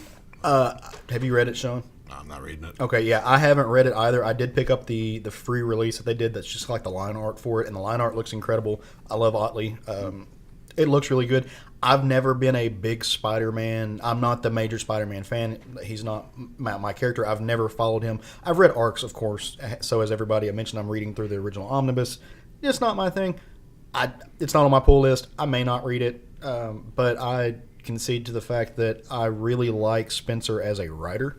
And so I think he's got some really cool ideas. I did read the free comic day issue where he set up what was going on, who his new roommate is, what's happening with that. I will read the first issue, and again, I think the art looks incredible. So Absolutely beautiful. As a fan of Superior Foes of Spider-Man, I am excited about that one little aspect of Yeah. it. But It hit me, and I was like, wait, yeah, that's absolutely that. yeah, yeah. Did everyone read Saga? Yes. I haven't, no. Yeah. I read Saga and Trade. That I'm So not. Oh. yeah, it'll be a long time before I read it. It's a pretty big spoiler. Yeah, I'm not going to say it then. Yeah. Check it out. Major character deaths. That's all I'm going to say. Really? Yeah. That's all I'm going to say. Yeah. At least Yeah. so far. The only other thing I want to bring up is that two manga and animes that we've talked about before have got spin-offs that have been now published here in America these last couple weeks. Okay. Gantz G specifically has come out in print here. It's a spin-off of the original series that we discussed before on Manga Ramen. It's a new team, new group of people going through the same fucked up alien hunting shit. It's already amazing. The other one is My Hero Academia Vigilantes. Has come out in official print here. It's again another spin-off from the My Hero Academia series, dealing with some people who are not going through the superhero system. Just like, as I said, vigilantes. Yeah. And if you don't know at this point, Sean and I really love it, and we cosplay from it. We cosplayed it. It's a good spin-off. I believe it is written by the original author, but drawn by somebody else. Okay. Great spin-off. If you need more My Hero in your life, this is a damn good way to get it. Side note on Gantz, it came out so long ago, so it's hard to get the back issues of it. They're actually going to be putting omnibuses out A little bit later this year. September, Rad. October. Yeah, so something like that. if you want to check that series out, which Sean and I will recommend the hell out Absolutely. of it, check it out. All right, and last and kind of least for me, X-23 #1 came out. I felt it was mediocre at best, had really good art, but I really don't care about the story anymore. I really liked it. Did you? Okay.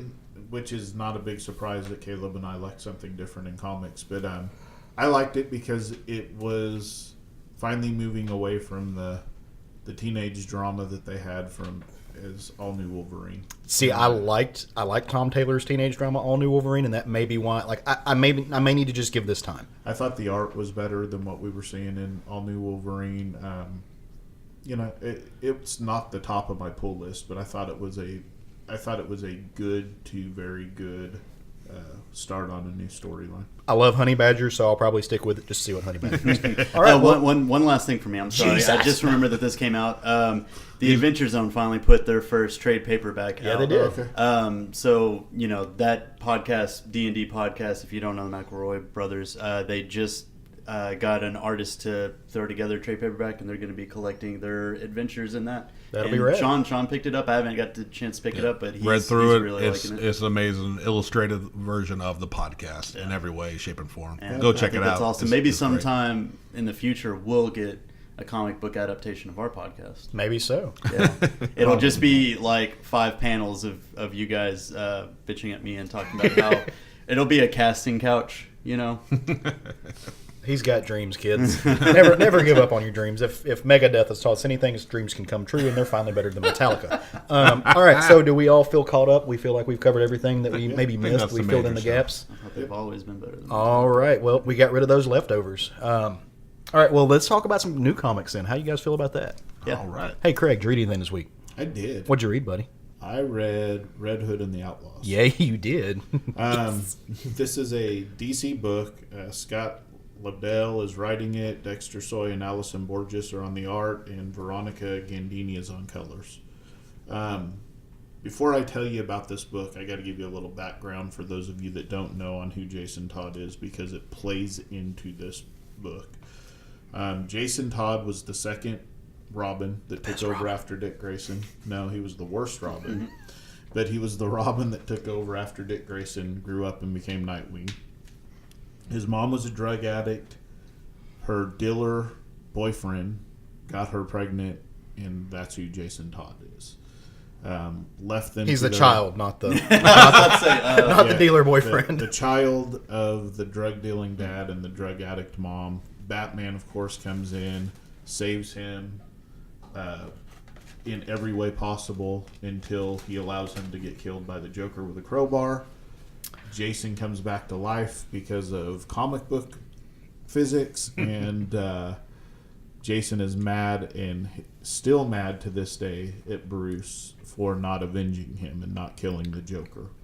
Sidebar, if you did not know that about Jason Todd and you read all the Dark Knight's Metal stuff and you wondered why those little annoying Robin gremlins kept saying crow, crow, crow, it's because they were saying crowbar. Yeah. Because Jason Todd got murdered by one. Yeah, so that's The Jason's... more you know. That's Jason's backstory. So this book, touch on a couple other things. Bizarro is back to Bizarro. Caleb talked about this book a couple of months ago with Bizarro reverting back to himself. I'm in love. Yeah, completely in love with this book. Yeah, it opens with him watching a movie that potentially a movie, or maybe it's all in his head, with all of the ex-outlaws on it, and then a couple of additional ones like his plushy Superman toy, and the Creeper are also on the team. And then at the end, the film burns up, and he goes, "But I don't know how it ends," you know. And then Artemis is trying to find Bizarro, and that's really all you need to know about those two for this book, because this story is all about Jason Todd. Last book ended with Jason Todd finding out that Oswald Cobblepot's the Penguin set his dad up to go to prison. Right. To take the fall for Penguin's actions. Right. So, Jason Todd being Jason Todd is... metal as fuck. Yeah, he said, "I made a promise to Batman that I wouldn't kill within Gotham, but, you know, promise might be too strong of a word." And so he heads to where Cobblepot is giving a speech, and Cobblepot is a gangster at this point. He owns legit businesses like casinos and things of that nature, but he's straight up still a gangster. Right. But he's got the rest of the world believing he's okay. He's still a bad guy, but he's a organized crime bad guy. Donald Trump. Yeah. Sorry. So he's given a speech about how he's going to improve this area of Gotham, blah, blah, blah. Jason Todd shows up, pulls him out from behind the deal into the middle of the crowd, puts a gun to his head, and the Penguin starts talking about blah, blah, blah, blah, blah. "You're not going to do this because you're part of the Bat family, blah, blah, blah." Jason Todd says, "I did not come here to listen to you beg for your life. I did not come here to hear you say you're sorry. I came here to end you." And Cobblepot says, "Well, you still don't have it in you. You don't have the stones to do it." Next panel is blam. Following panel is Penguin's monocle laying on the ground broken. And then it takes off with Jason running from the cops and running from everybody and calling Artemis and Bizarro to come get him. And I've debated whether I should give the last panel, but I think I'm going to at this point. It ends with the Batcave with Alfred saying, the rest of them, Dick and Damian, they're all calling, "What should they do?" And Batman says, "Tell him to stand down. I'm going to bring him in." So, oh, shit. It was an amazing book. We did not see a body, but his gun was to the head. Go back and read that last couple of pages again. At the moment, like the way it ends, Oswald Cobblepot's not dead. He's in critical condition. Okay, I missed that. It's in a bubble, so he's not dead. So technically, at the moment, he didn't lie. The Red Hood has not murdered inside Gotham. Yeah. He told him he would not murder him. He did not say he would not produce a brain-dead vegetable version of Oswald Cobblepot. So, yeah. Oh, sorry. Just a quick side note to like the Teen Titans special that I talked about last time that we recorded. It was, I don't remember if I mentioned it or not, but now it's been enough time for sure. Heavily implied that Damian killed Black Mask. Would not surprise me. Like, after what he's been going through, he encountered Black Mask, and it was heavily implied that he shot him because Black Mask drew a gun on him. He took it from him. Yeah. So it's interesting now. Like I said, Jason Todd did that, and Damian might have just killed a dude. Like you said earlier, this is my favorite DC book not called Batman, and Red Hood is arguably to myself my favorite DC character. He is everything that frustrates me about Batman that is not in that character. In a real life version, if these things were happening in real life, I would absolutely be on Team Red Hood. There's no reason the Joker should be still alive. This psychopathic thing that Bruce Wayne respects every life makes no sense to me, but it makes for great stories. So okay, Right. I love this series, man, and the art especially. That panel where he's got the gun to his head and Cobblepot's gone and he just says, I'm not here to listen to you say you're sorry. I get chills reading it. Yes. I went back and reread that panel this morning. I read it twice. It gave me chills It gave me chills telling you guys about it because it was Jason Todd at Jason Todd's best. And he's just like, it doesn't matter what you say right now. I'm ending you right now. Yep. Wow. Yeah. It truly was amazing. A lot of other podcasters, a lot of other comics, journalism stuff, and there's not a lot of people talking about this book, and it seriously is probably my second favorite DC book. It's so one good. of those, I've said it before many times when I sit down to think, okay, I'm going to cut back some books. This one will be at the top of my list because on the surface, you're like, it's just Jason Todd. It's just you. But then I read the next issue, and it's always a solid, good issue every time. And it goes from good to fantastic to the best book I'm reading sometimes. Yeah. So really does. Well, all right, I guess I'm up next on the list. So the book I was going to talk about was, as Jerry kind of hinted at earlier, I was going to talk about Captain America #1 because it really was just a great book. But in light of the fact that I understand pop filters now because technical things. In light of the fact that I got to go sit down and interview Michael Tierney yesterday, and we talked about Mr. Burroughs and the legacy of the Burroughs family and these characters, I read Red Sonja Tarzan #3. It kind of seemed like it fit into where, it ties back into that issue. And just in that conversation, I got really into Tarzan for a little bit. Reminded me of why I love some of these characters. So in Tarzan #3... No, in Red Sonja and Tarzan #3, what you have is this. It's kind of the middle part of this story by Gail Simone. It's illustrated by Walter Giovanni and colored by Adriano Augusto. And so what is happening is there is a villain, and in true Tarzan form, it is a villain who is a hunter. They're being hunted, and they're being hunted through time and space, which is why you can have a situation where Tarzan, who is largely a turn of the 19th century character, or turn of the 20th century character, and Red Sonja, who is like a medieval, very much a Robert Howard epic style barbarianess. I don't know what you call her. She's awesome. Yeah, a barbarianess. I coined, trademarked. It's why you can have them in the same place and same time. There's some medieval fantasy. Yeah, there's some shifting happening here.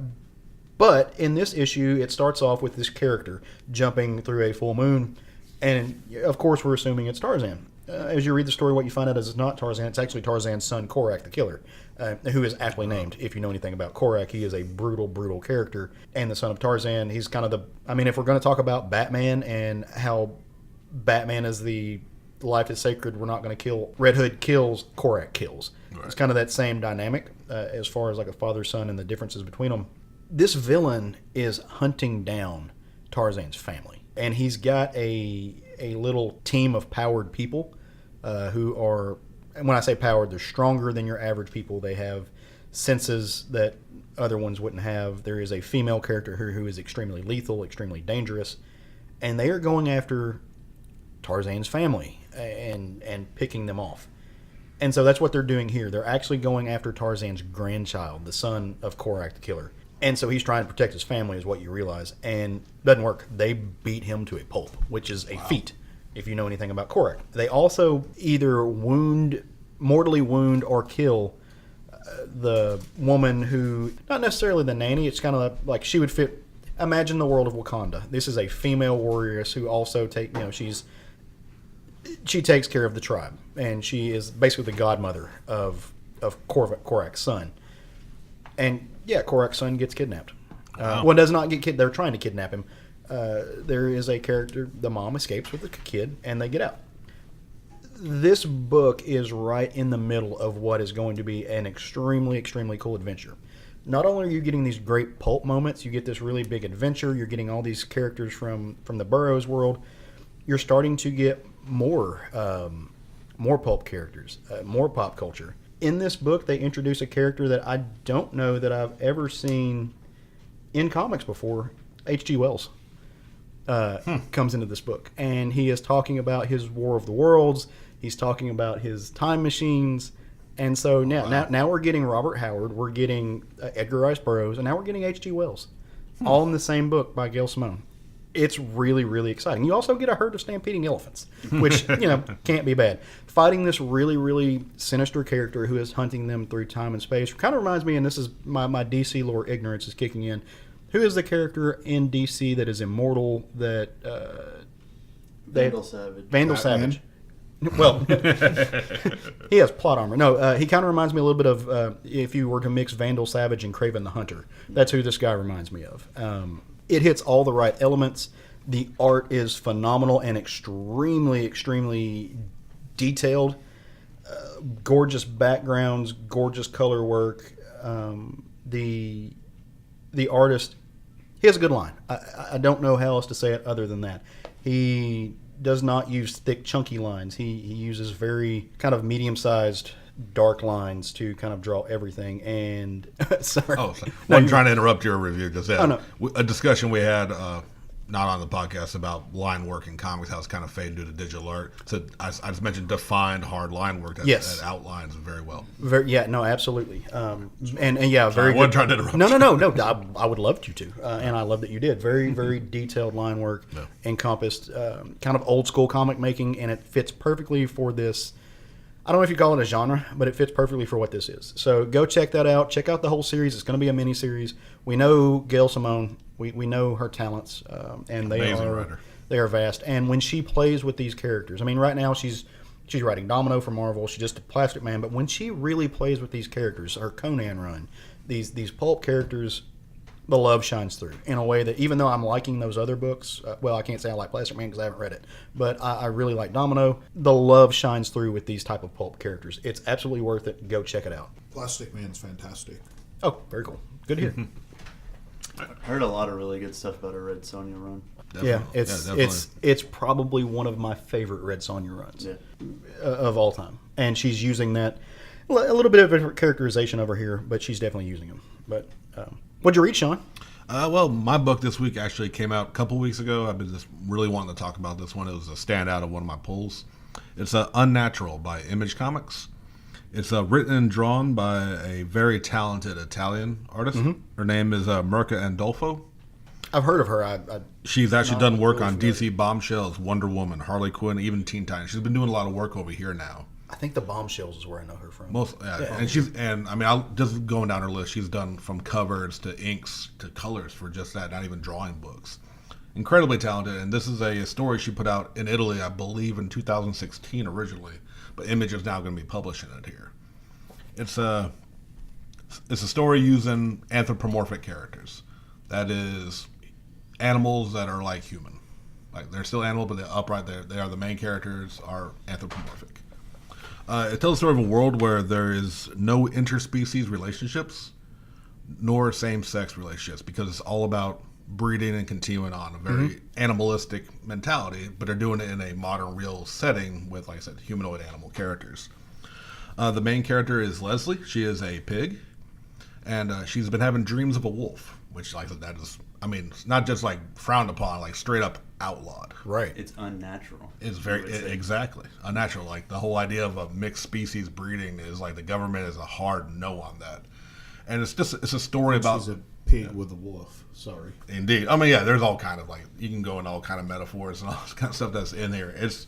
Sorry, I did not mean that. I know where just derail me anytime you want. there's a big. That's Caleb's job. I know, right? But he's been gone, so Craig took over. Another big thing about this is because the breeding and keeping on of species is so major in this world. By 25, if you're not married and having a kid, you're entered into what is called the breeding program, where the government will find what they believe is your perfect match to make your perfect offspring and force you into that.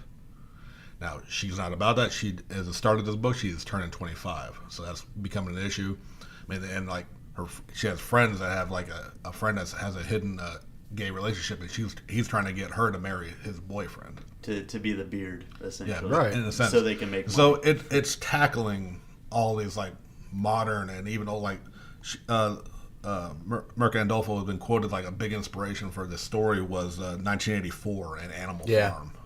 So like it's tackling that kind of like the forced acceptance of what's right and what's natural with the human heart is very, while they're very much fighting for the love is love. It's right. Like you're attracted to who you're attracted to. And it's, I mean, like, me saying it's beautiful art doesn't do it justice. I'm absolutely falling in love with this art. Mm-hmm. I had never read it, although like she did Teen Titans, it kind of slipped by me, I guess. But yeah, you should absolutely check it out. It came out a couple weeks ago. I'm sure it could still be ordered if it's down on your shelf. I believe it's going to be an 11-issue miniseries because, like I said, it's already been published in Italy. Highly recommend checking it out. Very mature warning, though. Yeah, it's a mature Zootopia. It kind of is, yes.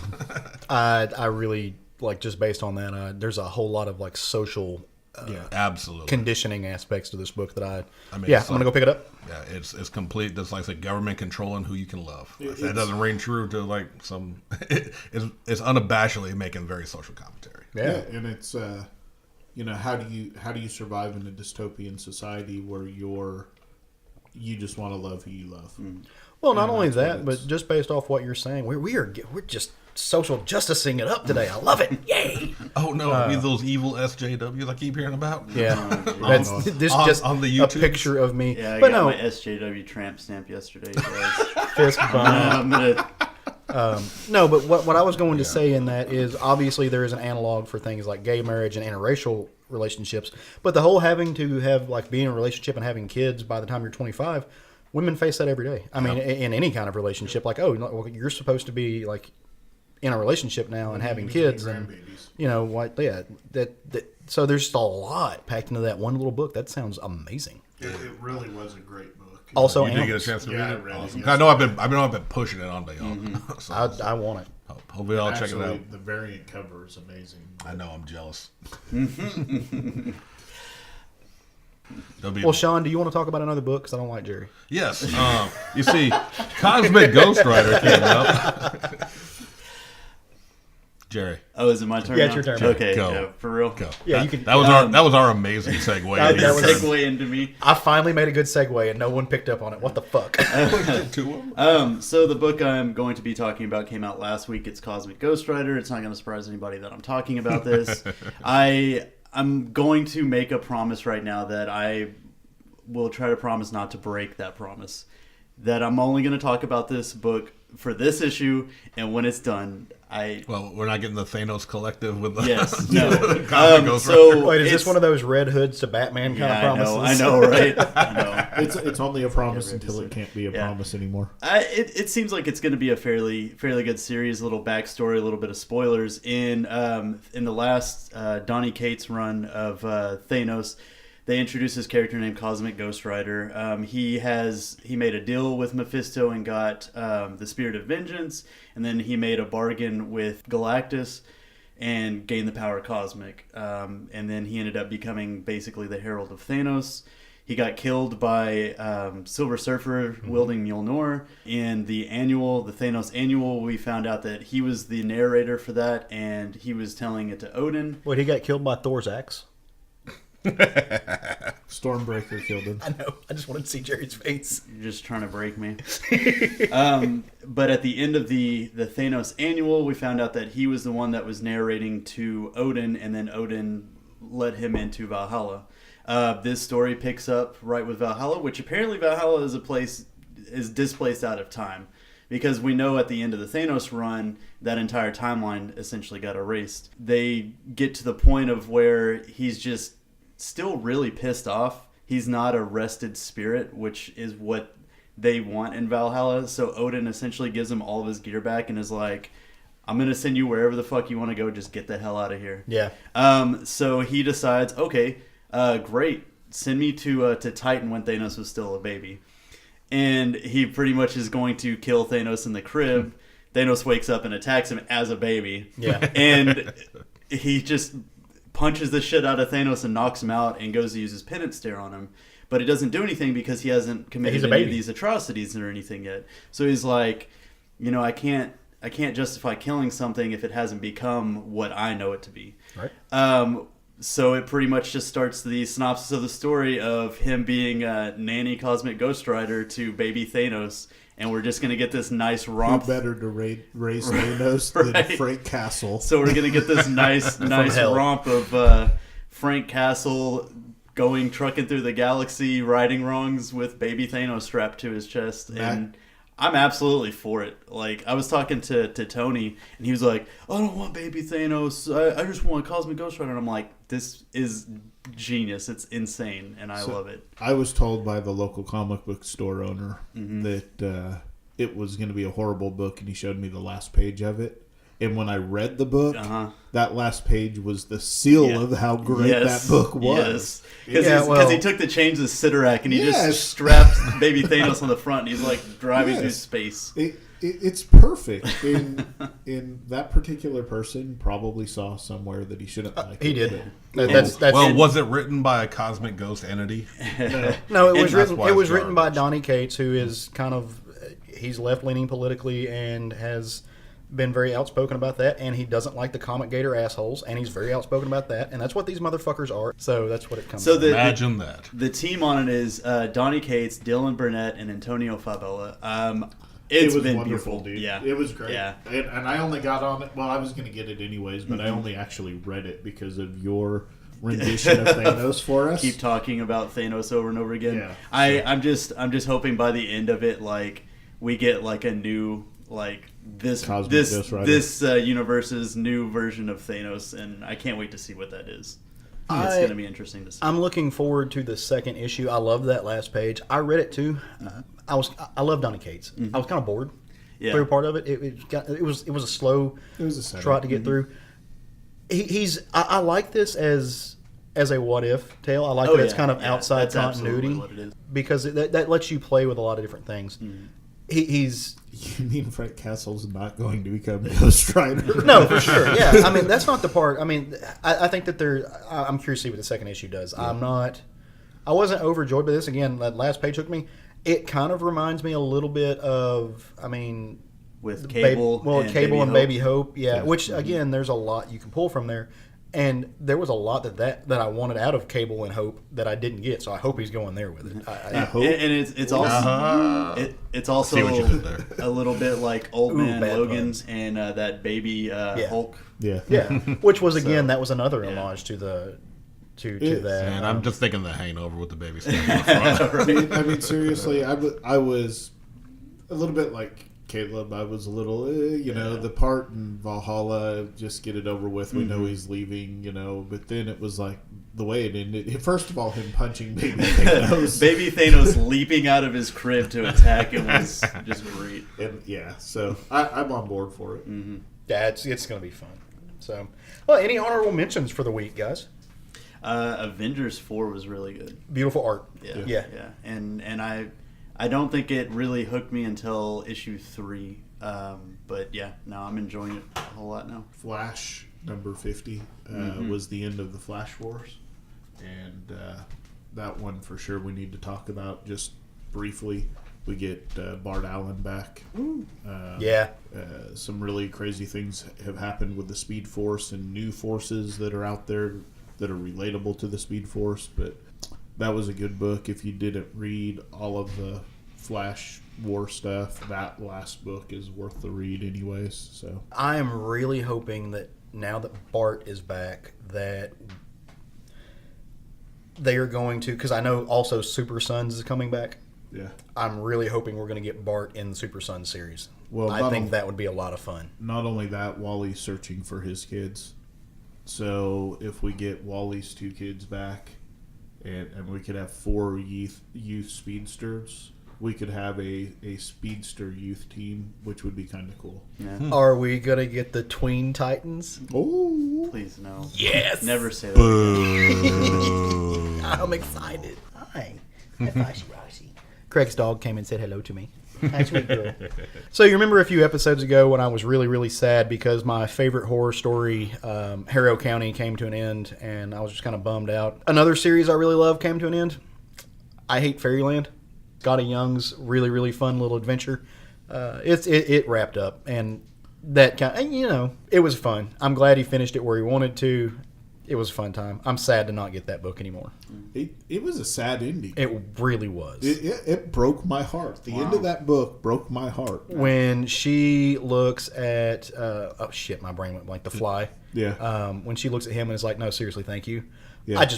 I became a blubbering piece of shit. Did she end up loving Fairyland at the end? No, well, she ended up getting out of Fairyland. Right. But put it that then way. she's, just to spoil it because that's what we do, she's working in a office setting. Mm-hmm. She's an adult, and she's Googling, how do I get to Fairyland? Yeah, she's living a very mundane existence. It's what happens, like, if you've gone on these insane adventures through your whole life, and if you're the kid from Indiana Jones, if you're Short Round, how the fuck do you have a normal job after being Short Round? And that's essentially what this is. Or the last chapter of The Hobbit, where the hobbits can't deal with being in the Shire again. It's that same thing. Or because the Lord of the Rings, not The Hobbit.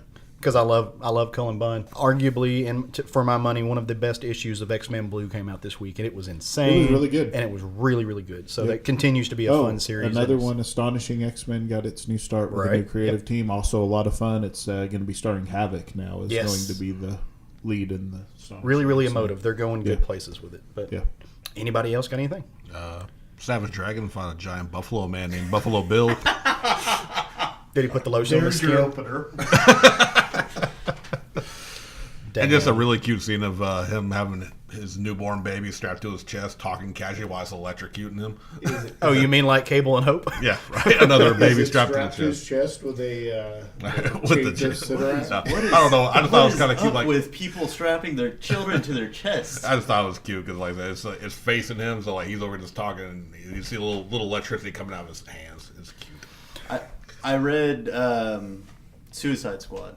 Because, I popped on that because of Captain Cold. And they just ended their storyline for that. And I will say that, like, it was rough, man. Harley Quinn and Captain Boomerang did not help those issues. So I'm really hoping now that Deadshot's back on the team and Captain Cold doesn't seem like he's going anywhere, that this next storyline is good stuff. Because, I mean, technically it wasn't even really, like, a suicide mission for this storyline because Batman was involved in helping Deadshot.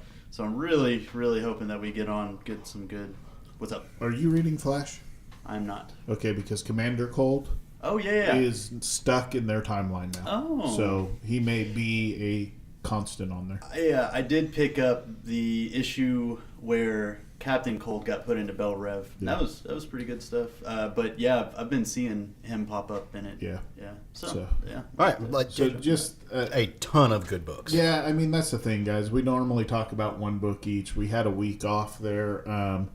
There were a lot of important books that either series ended or new books started over the past couple weeks. So that's kind of why we did this. So, we wanted you guys to get a taste of what we felt for some of these other books. And it means Caleb's not allowed to leave again for 2 weeks. Certainly not when there's like 18 number ones coming out. I can't help it that I'm forced to go places where there are beaches and vacation sauce. Right? God, I love vacation sauce. I've been binging because trying to catch up. By binging, he means one of my normal reading books. It's true. It's like living in Craig's shoes for a little bit. But, we've also got more books coming out next week. A lot more books come out next week. How hard it is to read my stack of books between Wednesday and Saturday so that I know which one I'm going to talk about for this show? Yeah. I can only imagine. That's why that day when we recorded on a Thursday was so difficult. Oh, yeah. At that point, I don't you envy just you, and yet I just envy pick you. one. I was going to say, at that point, you just pick a pretty color and hope that what's inside is awesome. Caleb, what do you got for us for next week? So there is a book coming out next week that I actually just kind of found out about, and it's called The Euthanauts.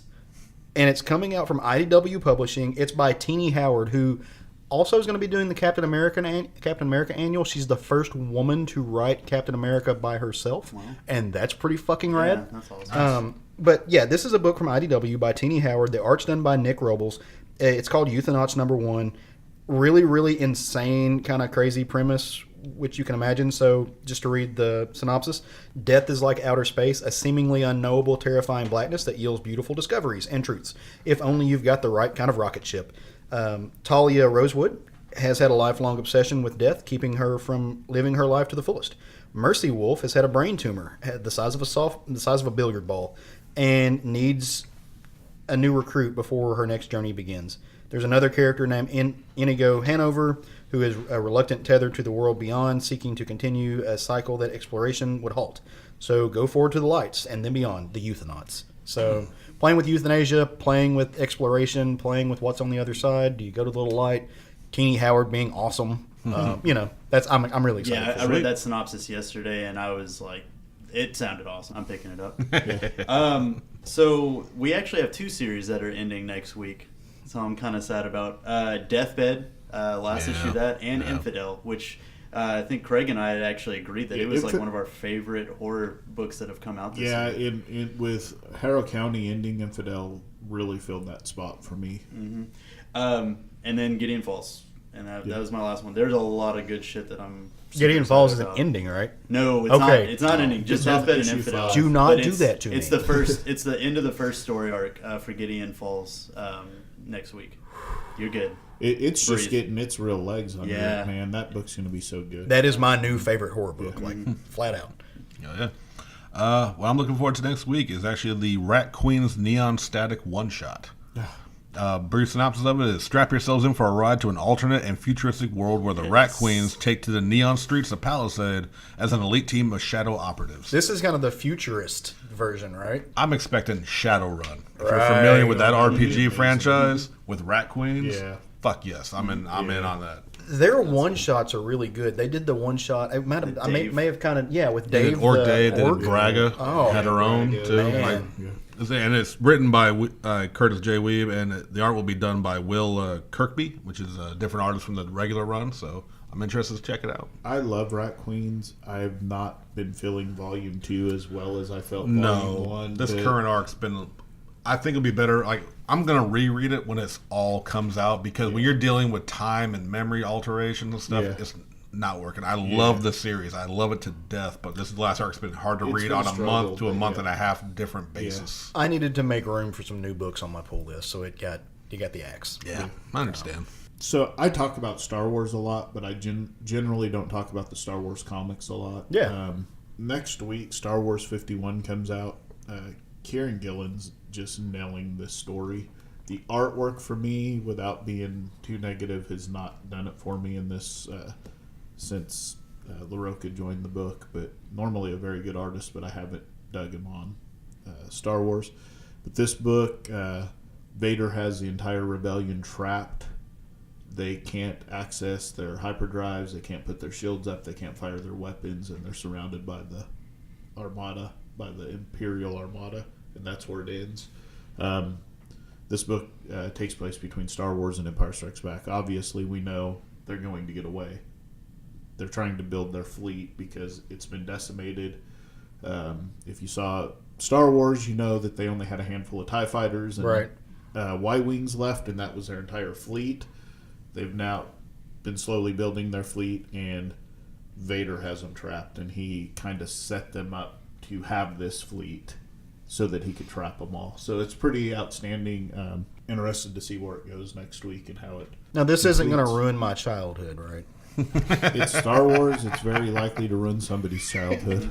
We don't have time for Lance Rants. I'm sorry. Yeah. I just had to poke the bear. I actually had one, but I'll let you? it go. Yeah, No? It wasn't a big deal. Can we get many Lance Rants? No.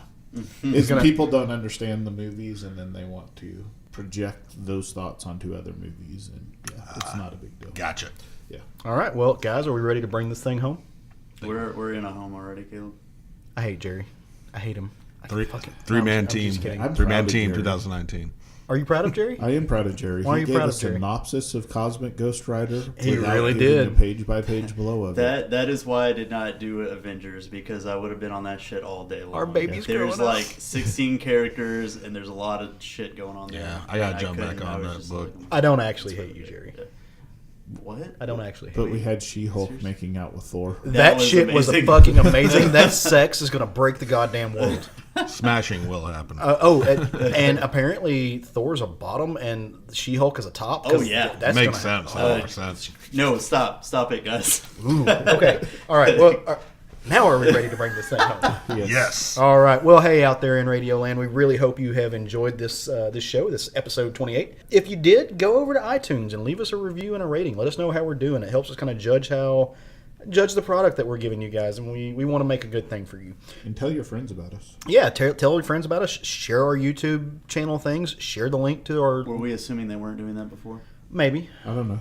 I don't know. We got to give them some friendly advice, like, hey, Maybe we need to come up with a reward system. Like if you share 5 of our shows... You can have Jerry. Sean will give you a voicemail of if I've ever pronounced your name wrong, then you come on to the podcast. Or I will personally cut the sleeves off of a shirt for you or something. I will record anything in this sweet, sweet voice for you.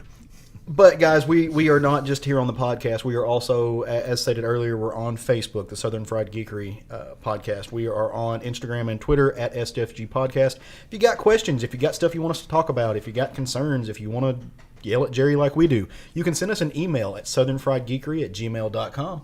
Could you imagine the child of She-Hulk and Thor? It would probably be riding around like baby Thanos with Cosmic Ghost Rider. Yeah. All right, well, in that case, go forth and love some comics.